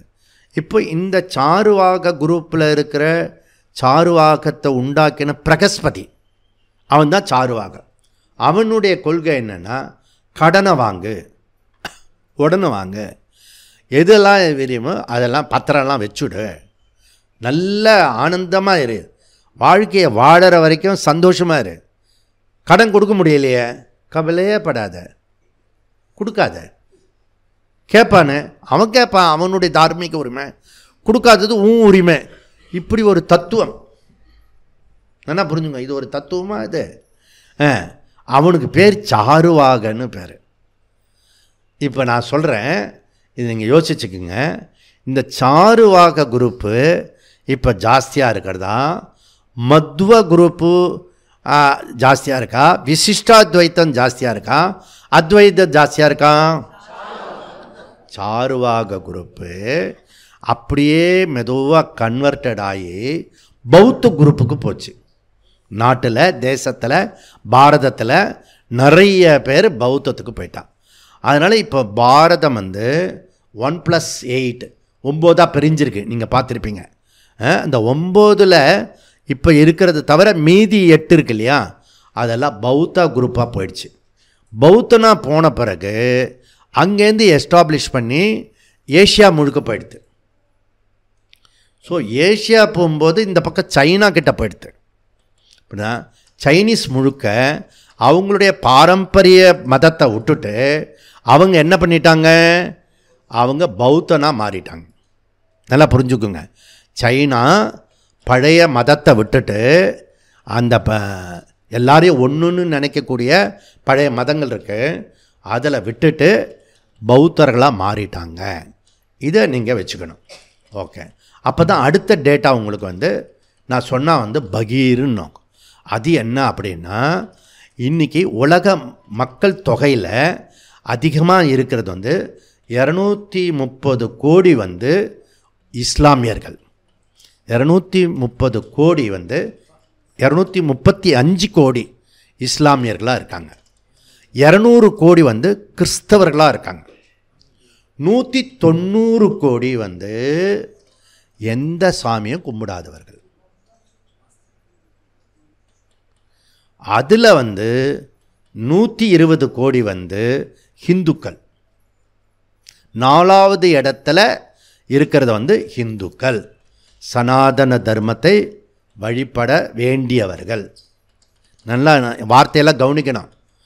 வழிபடுறவர்கள் இல்லை, வழிபட வேண்டியவர்கள் 4வது இடத்துல இருக்கும். இப்போ இந்த 190 கோடியில் நல்லா புரிஞ்சுக்கோங்க, 190 கோடி எப்படி அதிகமாக ஆச்சு? இந்த எந்த சாமியும் கும்பிடாதவன், அது ஒரு ஹிப்பிஸ் மாதிரி இருக்கக்கூடிய அந்த குரூப்பு ஏதாவது ஒரு சாமி கிட்ட வரணும் இல்லையா? இஸ்லாமியர்களை ஒத்துக்கலாம், கிறிஸ்தவர்களை ஒத்துக்கலாம், இந்துக்களை ஒத்துக்கலாம், பௌத்தர்களையும் கூட ஒத்துக்கலாம். ஆனால் கடவுளே இல்லைன்னு சொன்னால் நம்ம வாழ்க்கையே முன்னேற முடியாதே இல்லையா? நமக்கு எல்லாருக்கும் தெரியும் இல்லையா? அப்படி 190 கோடி 3வது இடத்துல இருக்கிறாங்க. அந்த 190 கோடியில் சைனாவை சார்ந்தவங்க மொத்தம் 110 கோடி. இப்போ எங்கே ஆபத்து இருக்குதுன்னு புரியுதா உங்களுக்கு? நான் ஒரு புதிய கோணத்தில் சொல்லின்னு இருக்கேன். அப்புறம் நான் வந்து வேதாந்தத்தை தான் சொல்லின்னு இருக்கேன், பிரம்மசூத்திரம் தான் சொல்லின்னு இருக்கேன், உத்தரமீமாம்சத்தை தான் சொல்லின்னு இருக்கேன். அந்த உத்தரமீமாம்சத்தில் பௌத்தர்கள் வந்து நாஸ்திக மதத்தில், நாஸ்திக தர்ஷனத்தில் போய் இன்றைக்கி நாஸ்திகரிலிருந்து நிரீஸ்வரவாதியாக கன்வர்ஷன் ஆயிட்டாங்க. அதனால் என்ன அப்படின்னா, வேதம் பிறந்த பூமி இருக்கு இல்லையா, காலம் ஜனித்த பூமி எது? உஜ்ஜயினி. வேதம் ஜனித்த பூமி எது தெரியுமோ? சிந்து தேசம். அந்த சிந்து தேசத்தில் கலவரம் நடக்கிறது. புரியுதா? அந்த பாகிஸ்தான் சொல்லக்கூடிய எல்லா பகுதியும் உலகத்துக்கே பயங்கரவாதிகளையும் தீவிரவாதிகளையும் ப்ரொடியூஸ் பண்ணக்கூடிய ஒரு இடமாக மாறிவிட்டது. என்ன புரிஞ்சுக்கணும்? புரியுறதா? அதில் நான் வந்து வேதம் ஜனித்த, எப்படி உஜ்ஜயினிக்கு போனனோ வேதம் ஜனித்த இடத்துல போய் ஒரு நாள் தங்கிட்டு வந்தேன், அந்த சிந்து மாகாணத்தில். புரியுறதா? அதை வந்து காபந்து பண்ணினவ தான் சதாராம். புரியுதா? அதுதான் சதானி தர்பார்னு வந்திருக்கு. ஓகே, சிந்தி பீப்புள் அந்த பகுதி முழுக்க. அப்படி அந்த பகுதி இப்போ எப்படி ஆயிடுச்சுன்னா பயங்கரவாதிகளும் தீவிரவாதிகளும் ஆயிடுச்சு. நாம் வந்து சாதுர்வர்ணியம் பிரிக்கிறோம், அப்புறம் பஞ்சமன் சொல்லுவோம். பஞ்சமன்னா 4 வருணத்தில் வராதவன். 4 வருணத்தில் வராதவன்னா அவன் வந்து பஞ்சமன், எதுலேயும் சேர்த்துக்க மாட்டான். ஆனால் அவனை நம்ம ஒதுக்கி வைக்க மாட்டோம். பஞ்சமன்ன்றது தலித் கிடையாது, என்ன புரிஞ்சுக்கோ. தலித்ன்றது சாத்துர் 4 வருணத்தில் இருக்கக்கூடிய கடைசி. அந்த வருணமும் கூட தமஸ் ரஜ சத்துவத்தில் இருக்கக்கூடியது. புரியுதா? ஒரே வீட்டில் கூட பிராமணன் இருப்பான், வைஷ்யன் இருப்பான், சூத்ரன் இருப்பான், தலித் இருப்பான். புரியுதா? ஒரே வீட்டில். அதனால் அது வந்து ஜாதி கிடையாது, அது வந்து குணக்கர்ம விபாகஷகான்னு கிருஷ்ணர் சொல்கிறாரு. நல்லா புரிஞ்சுக்கணும். அப்போ 4வது தாண்டி 5வது இருக்கிறவன் யார்? எந்த தர்மமும் கடைப்பிடிக்காமல் பாரதத்தில் இருக்கான் இல்லையா? காலையில் விளக்கேற்ற மாட்டான், சந்தியாவந்தனம் பண்ண மாட்டான், கோயிலுக்கு போக மாட்டான், எப்போ பார்த்தாலும் கல்லா கட்டின்னு இருப்பான். இந்த மாதிரிலாம் எந்த தர்மத்துக்கும் வராத உபயோகப்படாத இருக்குல்ல, அது பஞ்சமன், தர்மத்தை கடைப்பிடிக்காதவன். அவனுக்குன்னு எந்த டூஸ் டோன்ஸு கிடையாது, புரியுதா? ஆனால் நல்லவன், அதர்மம் பண்ண மாட்டான், புரியுதா? இவன் பஞ்சமன். இந்த அதர்மம் பண்ணுற ஃபெலோ இருக்கான், அவன் 6வது குரூப்பு. அவன் யார் அப்படின்னா ஆததாயி. அவனுக்கு பேர் ஆததாயி. இந்த ஆததாயி பகவான் கிருஷ்ணர் அந்த முதல் அத்தியாயத்திலே வருது ஆததாயி. இந்த துரியோதனன் ஆததாயி. ஏன் அப்படின்னா தூங்கி இருக்கிறவங்க வீட்டில் நெருப்பி வச்சுருக்கான், கொலை பண்ணியிருக்கான், கற்பழிச்சிருக்கான், எல்லா சகல குற்றங்களையும் பண்ணினவன், புறத்தையார் சொத்தை அபகரிக்கிறவன், புரியுதா? இவன்லாம் ஆததாயி. இவன்லாம் யார்? ஆததாயி. இப்போ பாரத நாட்டில் சொதர்மத்தை கடைப்பிடிக்கிறவங்க அதிகமாக இருக்காங்களா, இந்த பஞ்சமன் அதிகமாக இருக்காங்களா? இப்போ ஒரு புள்ளி கணக்கெல்லாம் எடுக்கிறாங்க இல்லையா, ஜாதி வாரி கணக்கெல்லாம் எடுக்கிறாங்களே, அதில் நான் ஒரு கணக்கு எடுத்துன்னு இருக்கேன், புரியுதா? உங்களுக்கு புரியும்னு நினைக்கிறேன், புரியுதா? இப்போ தர்மத்தை கடைப்பிடிக்கிறவன் இருக்கானா அதிகமாக, இல்லை வேதாந்தத்தை படிக்கிறவன் அதிகமாக இருக்கானா? தர்மத்தை கடைப்பிடிக்கிற சனாதன தர்மி அதிகமாக இருக்காங்களா? வேதாந்தத்தில் இந்த துவைத்தம், விசிஷ்டாத்வைத்தம், அத்வைத்தம் அந்த குரூப் அதிகமாக இருக்கா? கம்பேரிட்டிவ்லி எப்படி இருக்காங்கன்னா, இந்த தத்துவத்துக்கு வராமல் தர்மத்தை கடைப்பிடிக்கிறவங்க நிறைய பேர் இருக்காங்க, புரியுதா? இந்த 3 தத்துவம் இருக்கு இல்லையா, துவைத்தி, விசிஷ்டாத்வைத்தி, அத்வைத்தி. இந்த 3த்தில் யார் அதிகமாக இருக்காங்க? துவைத்தி அதிகமாக இருக்காங்க, புரியுதா? இதில் அதுக்கு அடுத்தது யார் இருக்காங்க? விசிஷ்டாத்வைத்தி தான் சொல்லணும், ஆனால் அதிலும் தகராறில் இருக்குது. துவைத்தி கிளியராக இருக்கிறது, விசிஷ்டாத்வைத்தி கடைப்பிடிக்கிறது ரொம்ப கஷ்டமாக இருக்கிறது.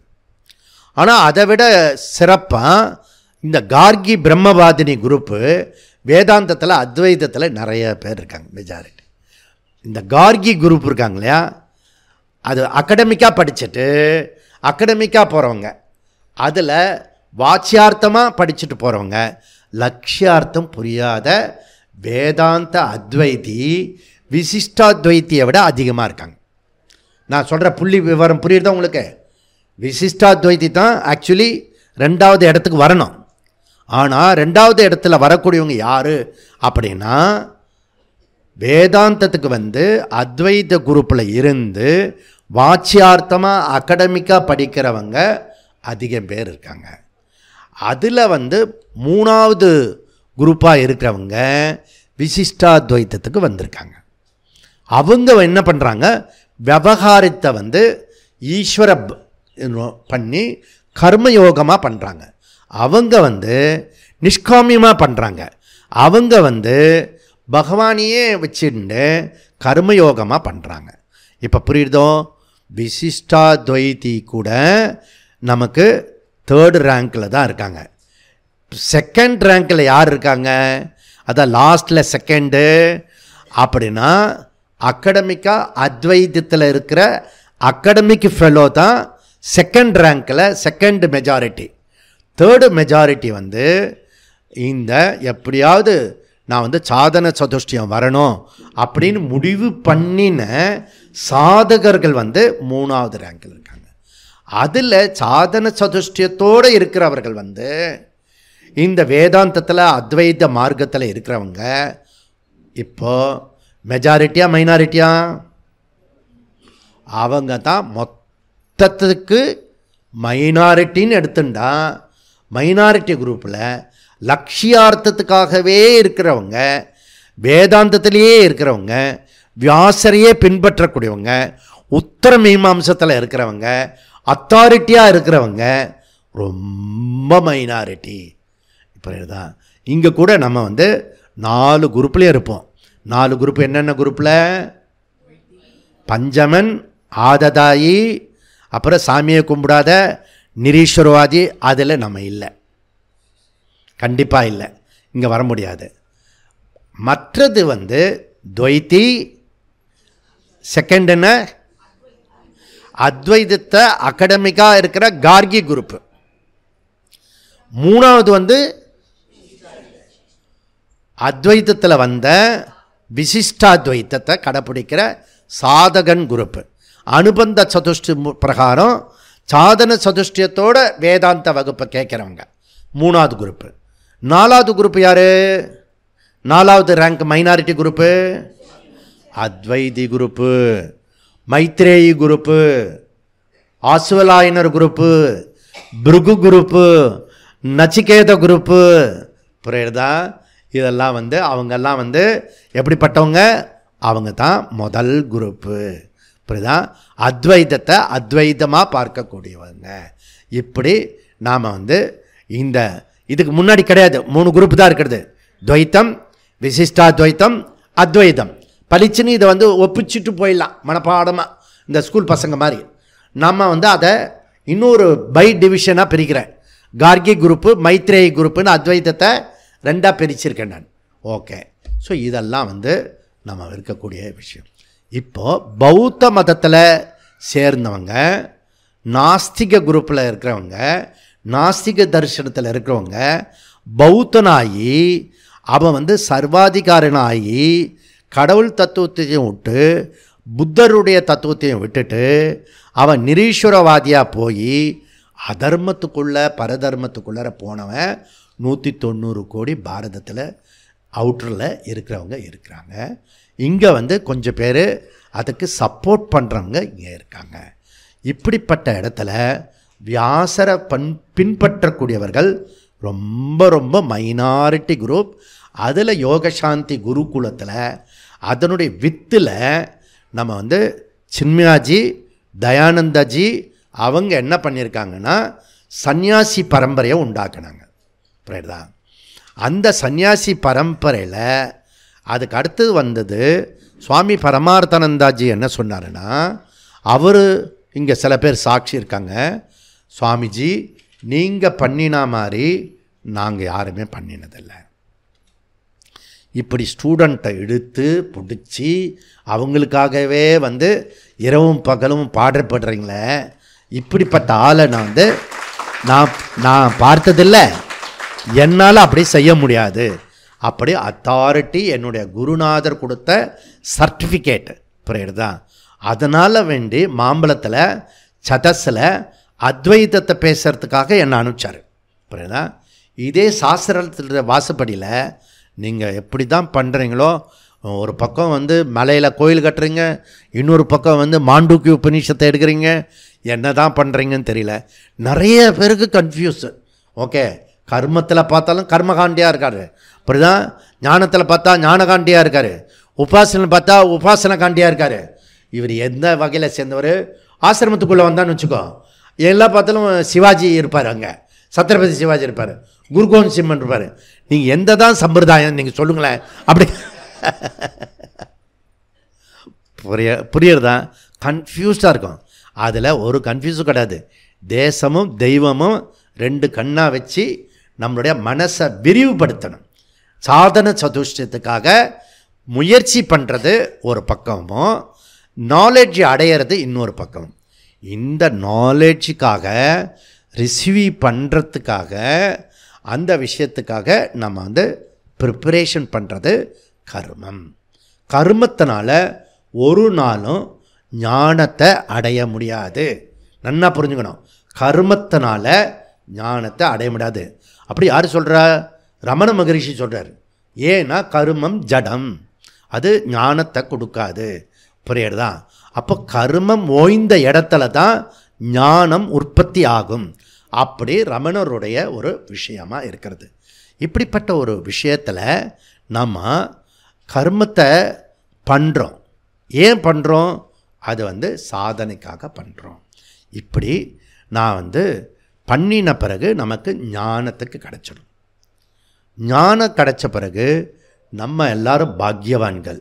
ஏன்னா 5லேருந்து 55 வரைக்கும் சூத்திரம் வந்து அது வந்து நமக்கு மனனமாக கிடைக்கிறது. புரியுதா?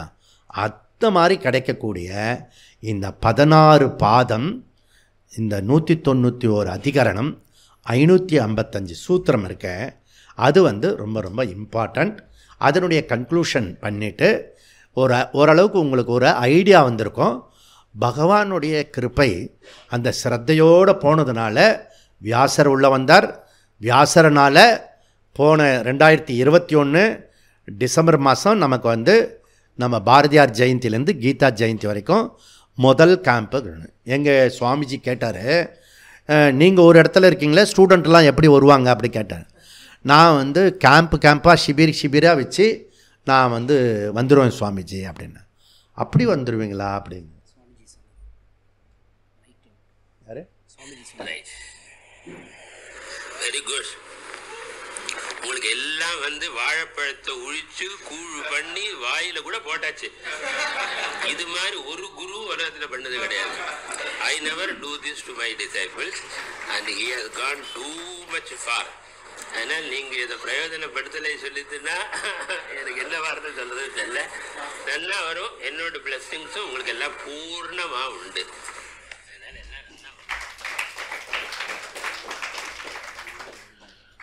பொய்யெல்லாம் பேச வராது எனக்கு, புரியுதா? பொய் பேசுனா திருன்னு முழிப்பேன் நான், புரியுதா?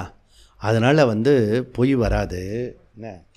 ஸோ இதில் நீங்கள் தெரிஞ்சிக்க வேண்டிய ரொம்ப ரொம்ப முக்கியமான ஒரு விஷயம். சுவாமிஜி ரெக்கார்டு இருக்குது எல்லாத்துக்கும். மோடிக்கு பேசின ரெக்கார்டு இருக்கிறது, நீங்கள் தான் பிரைம் மினிஸ்டராக வரணுன்றது. அப்புறம் 19 தீர்ப்பு வரும், 24 கோயில் வரும், அதனுடைய ரெக்கார்ட்ஸ் இருக்குது, கவர்மெண்ட் ரெக்கார்ட்ஸே இருக்குது, புரியுறதா? அதனால் யூபியில் மெஜாரிட்டி வரும். அதுக்காக விரதம் இருந்தேன் நான் 48 நாள் விரதம் இருந்து ஒரு யாகம் பண்ணினேன், புரியுதா? ஒரு கோயில் கட்டினேன். இதெல்லாம் பெரிய விஷயம். கர்ம ஜடாவா என்ன கர்ம அது கர்மகாண்டிக்கு ஒரு பேர் உண்டு. என்ன பேர் தெரியலையா? சரி, நீங்கள் பண்ணிட்டு கிடையாது, சரி விட்டுருங்க. அதுக்குன்னு ஒரு பேர் இருக்குது அந்த கர்மகாண்டிக்கு பேர். ஓகே, அப்படி நம்ம கர்மத்தை பண்ணினாலும் யோக்கியத்துக்காக பண்ண வேண்டியிருக்கிறது. ஏன்னா நம்மக்கிட்ட நம்பி வந்தவங்க இந்த நான் அடைந்த ஆனந்தத்தை அவங்களுக்கு எப்படியாவது கொடுத்துடணுன்றதுக்காக கர்மத்தில் ஈடுபடுத்தி அப்போ தான் ராகத்வேஷம் வெளியில் வரும், புரியுதா? அந்த ராகத்வேஷம் இருக்கிற வரைக்கும் உன்னால் ஒரு நிமிஷம் கூட இதில் பிரயாணம் பண்ண முடியாது. இந்த ராகத்வேஷம் நம்ம எப்படி கண்டுபிடிக்கலாம்? ஸ்வதர்மம் பண்ணினா அதில் ராகத்வேஷம் இல்லாமல் பண்ணினா ஸ்வதர்மமாக ஆகும்.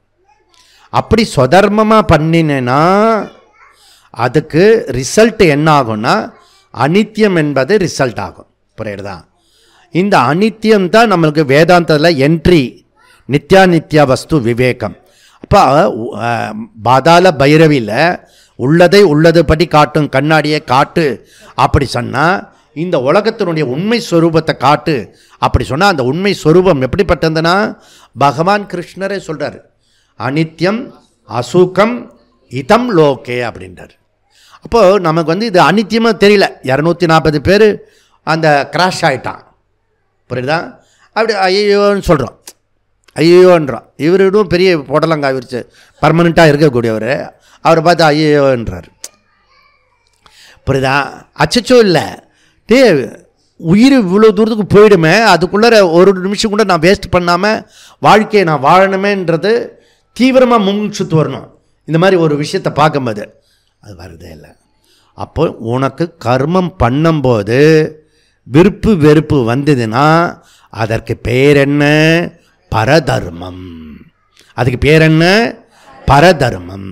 நீ பரதர்மத்தில் இருக்கியா, ஸ்வதர்மத்தில் இருக்கியா? ஸ்வதர்மோ நிதய சிறையாக கிருஷ்ணர் சொல்கிறார்.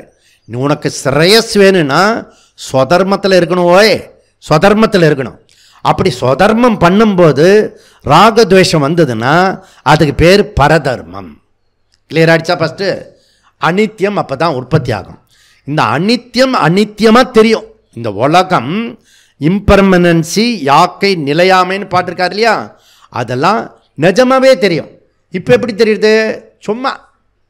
சும்மா வாயில் சொல்லுவோம், வாட்சியார்த்தமாக சொல்லுவோம், லட்சியார்த்தம் தெரியாது. இதுக்கு அடுத்தது அனித்தியத்தை ட்ராப் பண்ணணும். அதுதான் இம்பர்மனன்ஸியாச்சே. ஓகே, அப்போ தான் நித்திய வஸ்துக்கு போக முடியும். அப்போ நித்திய வஸ்துக்கு போகிறதுக்கு, அனித்தியத்தை ட்ராப் பண்ணுறதுக்கு இருக்கக்கூடிய அந்த சாதன சதுஷ்டத்தில் இருக்கக்கூடிய முக்கியமான ஒரு பாஸ்வேர்டு அது என்னது? பரீட்சலோகான் கர்மசிதான் பிராமணா நிர்வேதமாயாத். வைராக்கியம். அந்த வைராக்கியம் இருந்தால் தான் வேதாந்த இந்த பேலஸ் வந்து ஓப்பன் ஆகும். நீ எவ்வளோ பெரிய கொம்பனா இருந்தாலும் வேதாந்தத்தில் தடவி பார்க்கலாம். நீ ஆயிரக்கணக்கான சித்தாந்தம் இது கிரந்தம் கூட எடுத்துள்ளானே, உனக்கு 1000 பேர் கூட வருவாங்க. ஆனால் கூட வேதாந்தத்துக்கு வேகாது. ஓய், லோக்கல் பாஷைஸும் உன் பப்பு என்கிட்ட வேகாது அப்படின்லாம் சொல்லுவாங்க. அந்த மாதிரி வேதாந்தம் சொல்கிறது உன் பருப்பு என்கிட்ட வேகாது, என்ன வேணால் வேஷதாரியாக போடலாம், புரியுதுதான். ஆனால் ஒரு நிமிஷம் கூட இதில் வராது, புரியுதுதான். இந்த வைராக்கியம்னு ஒன்று இருக்கு. நான் கண்டுபிடிச்சதில் வைராக்கியம் உடையவர்கள், வைராக்கியம் இல்லாதவர்கள், இப்படி தான் ரெண்டாக பிரிக்க முடியும், புரியுதா ஜனங்களை, புரியுதா. அதனால் இந்த வைராக்கிய வரத்துக்கு உபநிஷத்தில் கிருஷ்ணர் சொல்கிறார். அவர் தான் வேத காலத்துக்கு பிறகு முதல் அறிமுகப்படுத்தின சாதனை. ஏன்னா அவனுக்கு கிடைச்ச மெட்டீரியல் அப்படி இருந்தது. அவன் வந்து இன்ட்ரோடியூஸ் பண்ணான். ஏகேகே குருநந்தன. அப்புறம் விவசாயாத்மிகா புத்திஹி, புத்தி யோகம் அப்படின்றார். எதை? கர்மயோகத்தை. அப்போ கர்மயோகத்தை புத்தி யோகமாக பண்ணணும்னா பகவானுடைய அறிவு நமக்கு நாலேஜ் ஆகணும், புரியுதான். அதற்கு வந்து ஆத்ம விசாரத்தில் பங்கு கொண்டு வகுப்பை கேட்டுண்டே இருந்தால் தான் ஈஸ்வர அறிவு வந்து துவைத்தமாக தெரியும், அப்புறம் விசிஷ்டா துவைத்தமாக தெரியும். அதாவது ஜன்மாத் எஸ்ய யதகான்னு பிரதிஜ்ஞை பண்ணியிருக்காரு வியாசாச்சாரியார். அந்த விஷயத்தை புரியறதுக்கு வைராக்கியம் வேணும், வைராக்கிய சித்தியார்த்தம். அப்போ முதல்ல என்ன சொன்னேன்? ஸ்வதர்மம் சொன்னேன். அதுதான் ராகத்வேஷத்தை நம்மளை ரிமூவ் பண்ணோம். அந்த வைராக்கியம், அனித்தியத்தை விடுறதுக்கு வைராக்கியம் வேணும். அந்த வைராக்கியம் வர்றதுக்கு என்ன பண்ணணும் அப்படின்னா கர்மயோகம் பண்ணணும். அந்த கர்மயோகம் வர்றதுக்கு என்ன பண்ணணும்? வகுப்பு கேட்கணும். இப்போ வகுப்பு கேட்டால் தான் ஸ்வதர்மம் தெரியும். ஏன்னா பகவத்கீதையில் இருக்கு. இந்த வகுப்பு கேட்டால் தான் கர்மயோகம் பண்ண முடியும். இதெல்லாம் வந்து கண்டினியூ பண்ணுறதுக்கு என்ன பண்ணணும்? வேல்யூ ஆஃப் வேல்யூ, பண்புகள் இருக்கணும். இப்போ பண்பு, ஸ்வதர்மம், யோகம், இது 3 கம்பல்சரி. வேதாந்தத்துக்கு வந்தவனுக்கு இது 3 கம்பல்சரி, புரியுதா. இதுக்கு அடுத்தது தான் நமக்கு வந்து சமாதானம் வரத்துக்காக உபாசனை பண்ணணும், தேவதா உபாசனை பண்ணணும், புரியுதா. நிறைய கோயிலில் போய் கண்ணை மூடிண்டு உட்காந்து உபாசனை மெடிடேஷன் பண்ணணும், புரியுதா. இந்த 4 எக்ஸசைஸும் பண்ணிண்டே சிரவணம் பண்ணணும். அப்படி பண்ணிண்டே இருக்கும்போது இது மெச்சூர் ஆக ஆக நீ கேட்குற வகுப்பு வந்து சிரவணமாக மாறும். அதுக்கப்புறம் 5லேருந்து 55 வரைக்கும் இந்த பிரம்மசூத்திரத்தை வாழ்க்கையில் எப்போயாவது கேட்டிங்கன்னா அதுலேயும் வந்து ஸ்ரீராம ராம ராமேதி ரமே ராமே மனோரமே சகசரநாம தத்துல்யம் ராமநாம வராணனே, அதை வந்து நான் சொல்ல போகிறேன். இப்போ சம்மரியில் இப்போ சொல்ல போகிறேன். இப்போ சம்மரி கன்க்ளூஷன். என்ன கன்க்ளூஷன் சொல்லியாச்சு. இப்போ சம்மரி, இதுக்கு பேர் சாரீரிக மீமாம்ச சூத்திரம். சாரீரிகனா ஆத்மான்னு அர்த்தம். வியாச அல்லது பாதராயண சூத்திரம். ஏன்? வியாசர் இயற்றினதுனால. இதுக்கு இன்னொரு பேர் உத்தர மீமாம்ச சூத்திரம். வேதாந்தத்தினுடைய கடைசி பகுதி இருக்கிறதுனால அதுக்கு பேர். இது எல்லாருக்கும் ஊரறிஞ்ச விஷயம் வந்து பிரம்மசூத்திரம். ஓகே, வேறு வேறு பேர் பிரம்மசூத்திரத்துக்கு இருக்கிற வேதாந்த தர்ஷனம். ஓகே, இது வந்து சிஸ்டமேட்டிக் டீச்சிங்னு அர்த்தம், புரியுதா. அதில் வர்றது வந்து வியாசாச்சாரியார் பிரம்மசூத்திரத்தை அவருடைய ஈவெண்ட் கிடையாது, புதிய கண்டுபிடிப்பு கிடையாது, புரியுதா. இந்த கண்டுபிடிப்பு சொல்லும்போது இன்னொரு விஷயம் அங்கே விட்டுப்போச்சு. அதாவது தப்போன் மகராஜ்கிட்டேருந்து அதை கொண்டு வந்து சென்னையில் சேர்த்தவர் வந்து சின்மயாஜி, புரியுதான்? அதை வந்து பூஜ்ய சுவாமிஜி வந்து பிரமாணமாக்கினவர். புரியுதுதான்? அந்த விஷயத்தை கிரகஸ்தர்களுக்கு எடுக்க வச்சத பெருமை வந்து உங்கள் சுவாமிஜிக்கு. புரியுதா? அதை தான் பரமார்த்தானந்த சுவாமிஜி அங்கீகாரம் பண்ணி இன்றைக்கி நிறைய பேர் இருக்காங்க. அங்கே இப்போ கூட இதில் ஈரோடு அந்த திருப்பூர்லாம் பண்ணிட்டு வந்திருக்கேன் நான். புரியுதா? அங்கே வந்து பெண்களால் தேர்ந்தெடுக்கப்பட்டு பெண்களே நடத்தக்கூடிய வேதாந்த வகுப்பு. அதுக்குள்ளே போய் எல்லா விஷயமும் சொல்லிட்டு வந்தீங்க. அவங்க வந்து ரொம்ப சிஸ்டமேட்டிக்காக டீச்சிங் பண்ணுறாங்க. அவங்க வந்து அவங்கக்கிட்ட நான் வந்து ஜாக்கிரதையாக சொல்ல வேண்டியிருக்கு. எது சொன்னாலும் 200% பண்ணிடுறாங்க. அது எனக்கு புது அனுபவமாக இருக்கிறது. எனக்கு உல்ட்டா தான் அனுபவம். ஆனால் அவங்க 200% அப்படியே பண்ணிடுறாங்க. அதனால் ஒவ்வொரு தடவையும் ஜாக்கிரதையாக நான் பேச வேண்டியிருக்கு. யோசித்து சொல்கிறேன், உங்ககிட்டையும் யோசித்து சொல்லுவேன். அது வேறு ஒரு காரணத்துக்கு. இங்கே வந்து வேறு ஒரு காரணம். அப்படி இருக்கிறவங்க நம்ம இங்கே நம்ம பண்ணின்னு இருக்கும்போது அங்கேயும் இதெல்லாம் நடக்கிறது. இங்கே பண்ணின்னு இருக்கும்போதே பிரம்மசூத்திரம் பண்ணும்போது ரிஷிகேஷில் தயானந்த ஆசிரமத்தில் வாசுஜி வந்து பிரம்மசூத்திரத்தை இப்போ கன்க்ளூட் பண்ணுறாரு. இப்படிதான் எவ்வளோ ஒரு சந்தோஷமான ஒரு விஷயம் இப்படி இருக்கிறது. அப்போ வியாசர் என்ன பண்ணினாருன்னா பாலில் இருக்கிற வெண்ணெயை ஸ்டிக் பண்ணி கொண்டு வந்து கொடுத்துருக்காரு பிரம்மசூத்திரத்தை. அப்போ பாலில் இருந்து தான் வெண்ணெய் கிடைக்கும். அப்படிதான். அதுபோல் இந்த உபனிஷத்து என்ற பாலில் அதை வந்து கடைஞ்சி கொடுத்தது தான் பிரம்மசூத்திரம். அப்போ இந்த பிரம்மசூத்திரத்தினுடைய சப்ஜெக்ட் மேட்டர் வந்து உபனிஷத்து. அப்படிதான். அவர் புதுசாக எதுவும் பண்ணலவோய் நன்னா புரிஞ்சுக்கணும். வியாசர் நான் புதுசாக கண்டுபிடிச்சேன் அப்படின்லாம் கிடையாது. புரியுறதா? இதில் வந்து சின்மயாஜி அந்த மெத்தட் ஆஃப் டீச்சிங்கை கொண்டு வந்தார். தயானந்த சுவாமிஜி பிரமாணத்தை எம்பசைஸ் பண்ணார். அதை வந்து கிரகஸ்தர்களுக்கு கொடுத்தது. புரியுறதா? இப்படி 3 ஸ்டேஜில் இது வந்து போயிருக்கிறது. அத்தியாயம் வந்து இது 4 அத்தியாயம் இருக்குது, 16 பாதம் இருக்கிறது, 190 டாப்பிக்கு அதிகரணம் இருக்கிறது, 555 சூத்திரம் இருக்குது. நிறைய பேர் இந்த 555 புரிஞ்சுண்டு குரு தட்சிணை கொடுத்துருக்காங்க. நான் வந்து அதில் ரொம்ப சந்தோஷம் பெருமையும் படுறேன். ஏன்னா வியாசரை புரிஞ்சுண்டு 555 சூத்திரமும் புரிஞ்சுண்டு அதுக்கு ₹1 கொடு, ₹2 கொடு, ₹500 கொடு, ₹1000 கொடுன்னு புரிஞ்சுண்டு குரு தட்சிணை பண்ணி அதில் எழுதியிருக்கான். சில ஜென்மத்துக்கு அது வழக்கம் போல் கொடுத்து அது ஒரு அமௌண்ட்டு ஒரு கணக்கு வச்சுருப்பாங்க. முதல் கேம்பில் எப்படி கொடுத்ததோ அப்படியே கொடுத்து அப்படியே பழக்க தோஷம். அது இந்த விஷயமே கம்யூனிகேட்டாக ஆகலை. சரி, அது வந்து குரு தட்சிணை தான், அது வியாச தட்சிணை ஆகாது. புரியுதா? ஏதோ கொடுத்தாங்களே அதுவே சந்தோஷம். இது வந்து ஃபஸ்ட்டு டைம் சதுசூத்திரி எடுத்துகிட்டு அது ஒரு கிராண்டாக பண்ணி முடிஞ்சுடுத்து அப்படின்னு சொல்லிட்டு தான் இங்கே வந்தோம். புரியுதா? இவ்வளோ பெரிய சாஸ்திராலயம் பண்ணினதுக்கு ஒரே பர்பஸ் வந்து ஞானத்தை நிஷ்டையாக்கிறதுக்காக 13 அதையும் திறந்து வச்சது பரமார்த்தானந்த சுவாமிஜி. விஜயதசமிக்காக திறந்து வச்சார் அவர். அது 2013 12 வருஷம் கழிச்சு இப்போ அந்த பர்பஸ் வந்து இப்போ நிறைவேறுற மாதிரி இருக்குது. அதுவும் தெரியாது இறைவன் என்ன பண்ணுவான், நான் என்ன பண்ணுவேன், நீங்கள் என்ன பண்ணுவீங்கன்னு தெரியல. புரியுதா? அது வந்து போக போக தெரியும் அந்த விஷயம். ஆனால் இவ்வளோ தூரத்துக்கு வந்திருக்கிறது. அப்போ சப்ஜெக்ட் மேட்ரு என்ன அப்படின்னா இது வேதாந்த விஷயம். ஓகே, இந்த வேதாந்த விஷயத்தினுடைய சென்ட்ரல் தீம் என்ன அப்படின்னா பிரம்மன். இது வந்து ஆழமாக புரிஞ்சுக்கணும். இந்த உபநிஷத்தோட உத்தர மீமாம்சத்துடைய சென்ட்ரல் தீம், அதுக்கு பேர் சம்ஸ்கிருதத்தில் தாத்பரியம். அதுக்கு அந்த தாத்பரியம் ஷட்டு லிங்கானி வச்சு அதை வந்து சொல்கிறாங்க.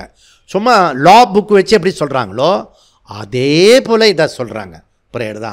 அந்த மாதிரி சொல்லக்கூடிய ஒரு சப்ஜெக்ட் மேட்டர். ஓகே, தாத்பரியம் எதுனா பிரம்மன். அதனால் யோகசாந்தி குருகுலத்தினுடைய மோட்டோ என்ன? பிரம்மவேத பிரம்மைவ பவதி. நீ பிரம்மத்தை விசாரம் பண்ணி புரிஞ்சுக்கிட்டீன்னா நீ பிரம்மனா ஆக முடியும். ஏன்? நான் பிரம்மனா இருந்து மறந்துட்டேன். புரியுதா? அந்த மரத்தையை வந்து ஞாபகப்படுத்துறதுக்காக தான் குருகுலம் ஆரம்பிச்சது. அப்போது இந்த தீம் வந்து பிரம்மன் சொல்கிறீங்க, ஆனால் நம்ம வேற ஒரு இடத்துல எப்பயுமே சொல்கிறதுன்னா மகா வாக்கியம் தான் முக்கியம்னு சொல்லுவோம். அப்போது பிரம்மன் முக்கியமாக மகா வாக்கியம் முக்கியமாக அப்படி சொன்னால் ரெண்டு சினானிமிஸ். ஓகே, ரெண்டுமே ஒன்று தான். மகா வாக்கியம் சொல்லலாம், பிரம்மன்னு சொல்லலாம், ரெண்டுமே ஒன்று தான். காரணம் என்னென்னா ஜீவாத்மா பரமாத்மா ரெண்டுமே பிரம்மன். பிரம்மவேத பிரம்மைவ பவதி. முதல் அத்தியாயம் சமன்வய அத்தியாயம். இந்த சமன்வய அத்தியாயம் ரொம்ப ரொம்ப இம்பார்ட்டன்ட்.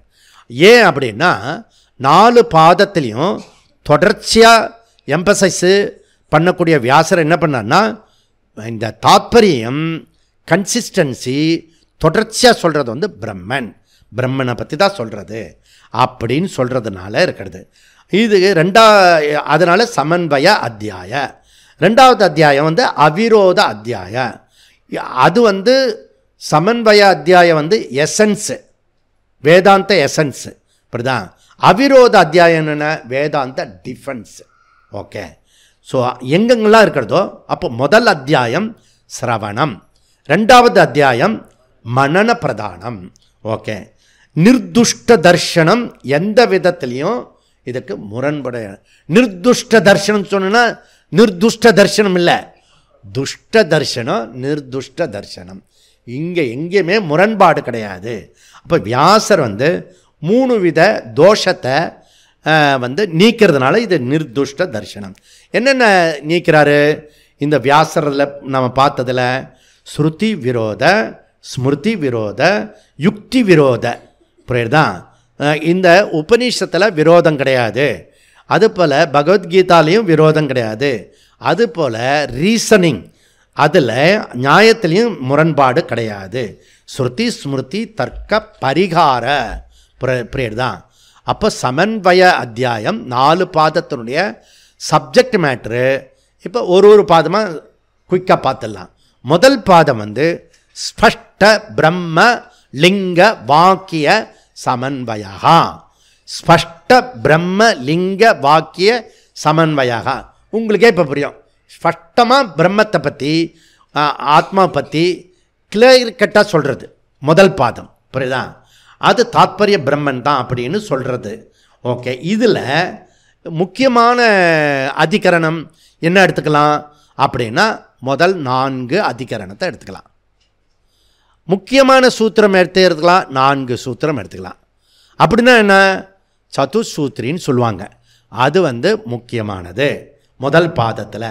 ஓகே, இது வந்து 1 2 3 4 அதில் சங்கரர் வந்து பெருசாக பண்ணுங்க. 2வது பாதத்தில் அபஷ்ட பிரம்மலிங்க வாக்கிய சமன்வயகா. சமன்வயகான என்ன?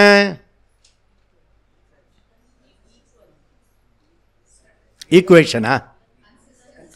கன்சிஸ்டன்சி, கண்டினியூஸாக வருது, தொடர்ச்சியாக சொல்லிட்டு இருக்கிறது. அபியாச ஆவர்த்தி அப்படி சொன்னார் இல்லையா சாட்சாத்ஜி, அந்த ஆவர்த்தி கண்டினியூஸாக வர்றது. 2வது பாதம் அஸ்பஷ்ட பிரம்மலிங்க வாக்கிய சமன்வயா. உங்களுக்கே தெரியும், அதில் முரண்பாடோடு இருக்கக்கூடிய விஷயங்களை முரண்பாடு இல்லை அப்படின்னு சொல்லணும். ஏன் அப்படின்னா பிராணன் பிரம்மன், ஆகாச பிரம்மன், அதெல்லாம் வந்து கன்ஃபியூஸ் பண்ணக்கூடிய வேர்ட்ஸு. அதெல்லாம் விசாரம் பண்ணி அதை வந்து ஸ்பஷ்டமாக புரிஞ்சுக்கிட்டோம். புரியுதா? அதனால் அஸ்பஷ்ட பிரம்ம. இதில் ஏன் முதல்ல வந்து ஸ்பஷ்டம் சொல்கிறோம், செகண்ட் வந்து அஸ்பஷ்டம் சொல்கிறோம்னா, முதல்ல வந்து அது வந்து நிர்குண பிரம்மத்தை சொல்கிறது, செகண்ட் வந்து உபாசன பிரம்மனை சொல்கிறது. அவ்வளோதான் டிஃப்ரெண்ட். 3வது பாதம் என்ன, அதே தான். சரியாக இதை அஸ்பஷ்ட பிரம்ம வாக்கியம், சரியான தெளிவான குழு அதில் இல்லை. அந்த குழு இல்லாமல் இருந்தால் கூட பிரம்மனை பற்றி தான் சொல்கிறது. அப்போ 2க்கும் 3க்கும் உள்ள வேறுபாடு என்ன அப்படின்னா, 3வது வந்து இந்த ஞானத்தை பிரதானமாக இருக்கக்கூடிய வாக்கியானி. புரியுதா? முன்னாடி இருக்கிறது வந்து உபாசனம், இதில் வந்து ஞானம். இதில் வந்து முக்கியமான 3வது பாதத்தில் பிரதம அத்தியாயத்தில் யாருக்கு இன்ட்ரெஸ்டாக இருக்கோ அவங்களுக்கு சொல்கிறேன், நீங்கள் சும்மா மீதி பேர் கேட்டுக்கோங்க. முக்கியமான அதிகரணம் வந்து 8வது அதிகரணம். ஓகே, தேவதா அதிகரணம். 4வது பாதம் முதல் அத்தியாயத்தில் பதமாத்திர சமன்வயகா, பதமாத்திர எடுத்துகிட்டு பண்ணுறது அதிகரணம். இந்த அதிகரணத்தில் வந்து கன்ஃபியூஸ் பண்ணுறக்கூடிய வேர்ட்ஸ் வந்து பிரகிருதி, மகத்து, அஜகா. இது சாங்கியர்களும் சொல்கிறாங்க, வேதாந்தியும் சொல்கிறோம். அதனால் பதமாத்திர பிரித்து நம்ம அதில் பிரம்மன் தான் சொல்கிறது அப்படின்னு சொல்கிறது. ஓகே, அப்போது பிரகிருதி இருக்க அதை என்ன சொல்கிறோம் நம்ம? அவன் வந்து சாங்கியன் வந்து சத்தியம் அப்படின்னு சொல்கிறான். நம்ம என்ன சொல்கிறோம் வேதாந்தத்தில்? மித்யா அப்படி சொல்கிறோம். புரியுதா? சரி, இதில் முக்கிய அதிகரணம் என்ன அப்படின்னா 4வது பாதத்தில் முக்கிய அதிகரணம் 1, 4, 7, 8 4 அதிகரணம். மொத்தத்துக்கு முதல் அத்தியாயத்தில் 9 அதிகரணம், 27 சூத்திரம். ஓகே, 2வது அத்தியாயத்தில் இருக்கக்கூடியது என்ன அப்படின்னா ஸ்மிருதி விரோத பரிகாரகா. முன்னாடி ஸ்ருதி பற்றி படிச்சனோம், இப்போ ஸ்மிருதியில் இருக்கக்கூடிய விஷயம். வேதாந்தமே ரேஷனல் சிஸ்டம். ஓகே, இது வந்து சயின்ஸுக்கு புறம்பானதில், சயின்ஸை விட மேன்மையானது. ஏன்னா சயின்ஸுக்கு இந்த உலகம் வந்ததை பற்றி அவங்களுக்கு கவலை இல்லை. ஒரு யூகத்தில் இந்த உலகத்தை பற்றி பேசின்னு இருக்கான். நம்ம என்ன கேள்வி கேட்குறோம்? இந்த உலகமே எப்படி வந்ததுன்னு கேட்குறோம். புரியுதா? அப்போ நம்ம தான் ரேஷனல், சயின்ஸு ரேஷனல் கிடையாது. புரியுதா? அவன் வந்து இருக்கிற உலகத்தில் என்ன வந்திருக்கு, எப்படி வந்திருக்கு தான் பேசுகிறான். ஓகே, இதில் வந்து முக்கியமான பாதம் வந்து சேலஞ்சஸ் எங்கே வருது அப்படின்னா மாடர்ன் சயின்ஸ். இப்படிதான் முக்கியமான விஷயம் வந்து. அதனால் டிஃபென்ஸு, எசன்ஸ் பார்த்தோம், அப்புறம் அஃபென்ஸ் பார்த்தோம், இப்போ டிஃபென்ஸ். அதாவது பிரம்மசூத்திரத்தினுடைய முக்கியமான பாதம் இந்த பாதம் தான் மொத்த பிரம்மசூத்திரத்துக்கு முக்கியமானது. அப்படிதான். அதனால் 1லேருந்து 13 வரைக்கும் எல்லா அதிகாரணமும் இம்பார்ட்டன்ட். சதுசூத்திரியை விட்டுட்டிங்கன்னா, நீங்கள் படிக்கணும்னு விரும்பினீங்கன்னா இந்த பாதத்தை எடுத்துக்கிட்டு, அதாவது 2வது அத்தியாயத்தில் முதல் பாதத்தை முழுக்க படிக்கலாம், யாராவதுக்கு இன்ட்ரெஸ்ட் இருந்தீங்கன்னா அந்த மாதிரி. அப்போ சதுசூத்திரத்துக்கு பிறகு பண்ணக்கூடிய விஷயம். ஓகே, 2வது பாதம் என்ன? இதில் 2வது அத்தியாயத்தில் 2வது பாதம் அஃபென்சிவ் மூடு, டிஃபென்சிவ், இது அஃபென்சிவ். அதாவது பலதரப்பட்ட பல மதங்கள் இருக்கிறது, அதனுடைய முரண்பாடுகள்லாம் இங்கே வந்து நாம் தூளாக்குறோம். அதில் வந்து சாங்கிய தர்ஷனத்துலேருந்து யோக தர்ஷனம் வரைக்கும், நாஸ்திக தர்ஷனம் உட்பட எல்லாத்தையும் அந்நிய மத துஷ்டத்துவ பாதை, அதை நிர்துஷ்டம் பண்ணுறோம். 3வது பாதம் என்ன? பஞ்சபூதாதி ஸ்ருதி விரோத பரிகாரகா. ஓகே, இதில் வந்து ஸ்ருதி விரோதமாக பஞ்சபூத ஸ்ருதி வாக்கியம் இல்லை அப்படின்றத சொல்கிறோம். அதுக்கப்புறம் முக்கியமாக வந்து ஜீவா பற்றின விஷயத்தை முரண்பாடு இல்லை அப்படின்றது வியாசாச்சாரியர் விளக்கிறார். இதில் முக்கியமான விசாரம் ஜீவ விசாரம். இந்த 3வது பாதத்தில் முக்கியமான அதிகரணம் 10லேருந்து 17 அதிகரணம். 10-17 இல்லை, 10லேருந்து 17 வரைக்கும் அதிகரணம். அனுபந்தய சதுஷ்டயம் இதில் ரொம்ப ரொம்ப இம்பார்ட்டன்ட். இதில் வந்து ஜீவா அணுவா, மத்தியமா, பரிமாணமா, அதெல்லாம் பற்றி சொல்கிறது. இதில் தான் உங்களுக்கு வந்து துவைத்தம், விசிஷ்டாத்வைத்தம், அத்வைத்தம்லாம் இதில் தான் வரக்கூடிய சப்ஜெக்ட் மேட்ரு டிஃபைட் ஆகும். ஓகே, அதுக்கப்புறம் 2வது இதில் 4வது பாதம், கடைசி பாதம் சூக்ஷ்ம சரீர விரோத பரிகாரகா. ஓகே, இந்த பஞ்ச கர்மாந்திரியானி, ஞானேந்திரியானி, முக்கிய பிராணா, அப்புறம் இன்னும் படிச்சுமே முக்கிய பிராணா சொன்னால் கவுன பிராணா, அதெல்லாம் படித்தோம் இல்லையா, டீட்டெயிலாக இன்ட்ரெஸ்டாக படித்தோம். ஓகே, இது ஒரு முக்கியமான அதிகரணம், இதை நம்ம படித்து முடித்தோம். புரியுதா? அதில் ஒரு விசேஷம் ஒன்றும் இல்லை. 3வது அத்தியாயத்தில் சாதனா அத்தியாயம். இதில் முதல் பாதம் வந்து வியாசர் எடுத்துக்கிறது வந்து கதி ஆகதி. புரியுதா? இது எதுக்காக சொல்கிறாரு? பிறப்பு இல்லை, இறப்பு பிறப்பு. புரியுதா? அப்படி சொல்கிறாரு. இறந்த பிறகு எப்படி போவான், திருப்பி எப்படி பிறப்பான், டீட்டெயிலாக படித்தோம். ட்ராவலர் ஜீவா பற்றி படித்தோம். இங்கே தான் எல்லாருக்குமே உற்சாகம் வந்தது. ஆனால் இது யூஸ்லெஸ்ஸு, ஆனால் யூஸ்ஃபுல்லாக இருக்கிறது. ஏன்னா நமக்கு ஏன் யூஸ் ஆச்சுன்னா வைராக்கிய இதில் தான் வரும். புரியுதா? வைராக்கிய சித்தியர்த்தம். புரியுதா? இதனுடைய பர்பஸ்ஸு, ரிசல்ட்டு வைராக்கியம். யாருக்கு வைராக்கிய பூஞ்ச மாதிரி இருக்குன்னா இந்த அத்தியாயத்தை படிக்கலாம். சாதனா அத்தியாயத்தில் முதல் பாதம் திருப்பி திருப்பி திருப்பி படிச்சிங்கன்னா உங்களுக்கு வைராக்கியம் வரத்துக்கு வாய்ப்பு இருக்குது. 2வது பாதம் வந்து தத்துவம் நிரூபணம். பாதம் இது ஒரு இம்பார்ட்டண்ட்டு. தத்பதம் ஈஸ்வர ஸ்வரூபம், தொம்பதம் ஜீவஸ்வரூபம். ரெண்டும் ஐக்கியம் ஆல்சோ சொல்கிறது. அதனால் நம்முடைய தத்துவமசி இந்த இது சாதனையிலே கொண்டு வந்துட்டார் அவர். அதனால் இது ஒரு இம்பார்ட்டண்ட்டு, முக்கியமானது. புரியுதா? முக்கியமான அதிகரணம் என்ன? 5, 6, 7, 8. புரியுதா? அதனால் இது நீங்கள் புரிஞ்சிக்க வேண்டிய பொருந்தம். அப்போ முதல் பாதம் ஜீவஸ்வரூபம், ரெண்டாவது பாதம் ஈஸ்வர ஸ்வரூபம். மூணாவது பாதம் என்ன விரிவாக பார்த்தது அப்படின்னா உபாசனை பற்றி பார்த்தோம். சகுண உபாசனை, நிர்குண ஞானம். நிர்குண உபாசனை சொல்லக்கூடாது, சகுண உபாசனை, நிர்குண ஞானம்.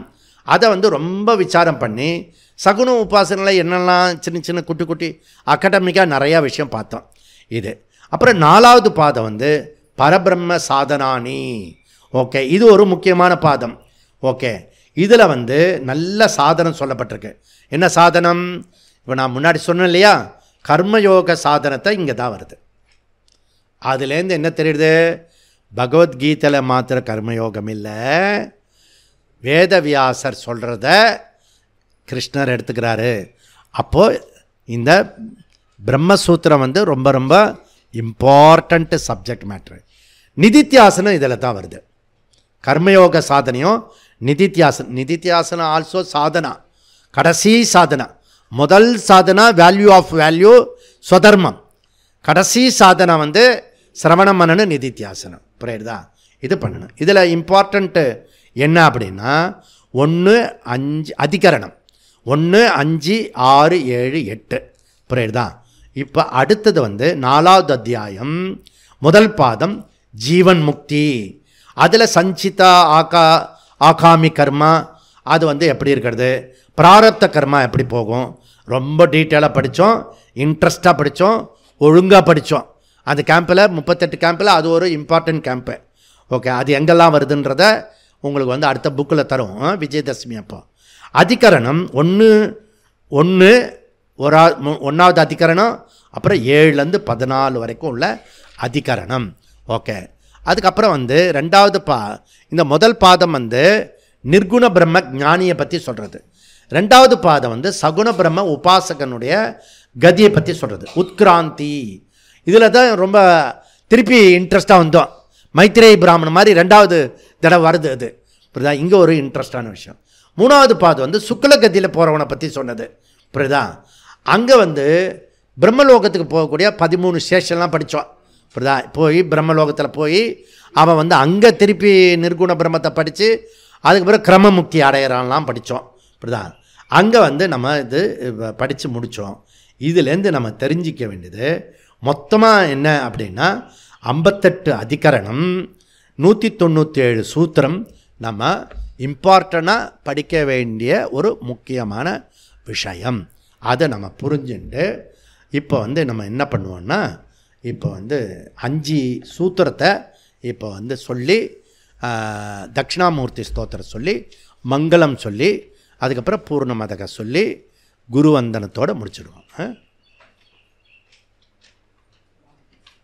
ஆரம்பிக்கலாம் தெரிஞ்சவங்க.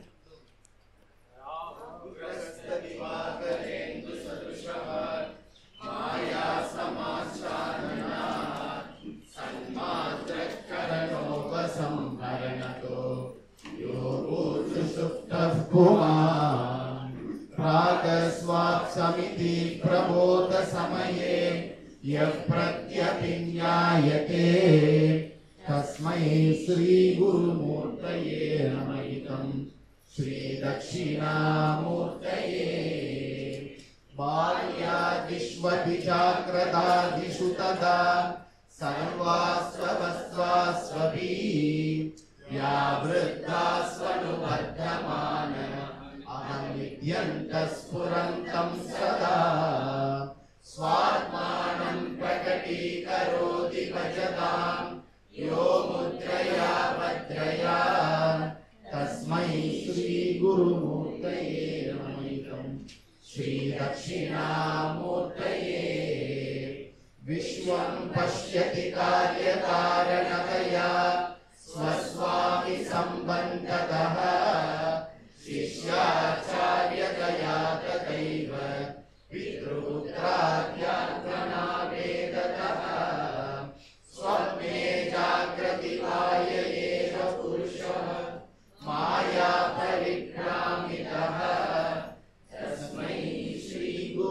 गुरुमूर्तये नमैकं श्रीदक्षिणामूर्तये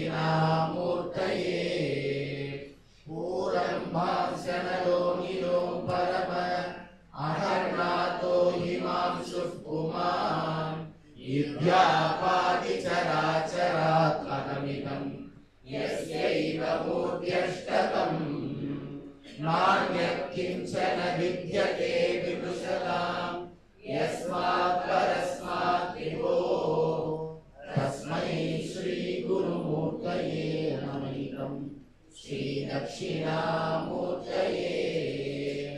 सर्वात्मत्वमपि स्फुटीकृतमिदं यस्मादमुष्मिन् स्तवे तेनास्य श्रवणात् तदर्थमननात् ध्यानाच्च संकीर्तनात् सर्वात्मत्वमहाविभूतिसहितं स्यादीश्वरस्त्वं स्वतः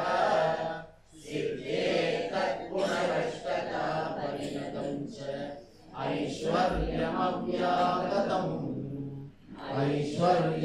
ऐश्वर्यमव्याहतम् अशुपानि निरासष्टे तनोति सुपसन्तितिं स्मृतिमात्रेण यत्पुंसां ब्रह्म तन्मङ्गलं परम् अधिकल्याणरूपत्वात् नित्यकल्याणसंश्रयात् स्मृतॄणां वरतत्वाच्च ब्रह्म तन्मङ्गलं विदुः ओङ्कारश्चादसप्तश्च द्वावेतौ ब्रह्मणः पुरा खण्डं पित्वा विनिर्यातौ तस्मान्माङ्गलिका उपौ ओमत ओमत ओमत ॐ पूर्णमद पूर्णमिदं पूर्णात् पूर्णमुदच्यते पूर्णस्य पूर्णमादाय पूर्णमेवावशिष्यते ॐ शान्ति शान्ति शान्तिः हरिः ॐ श्रीगुरुभ्यो नमः हरिः ॐ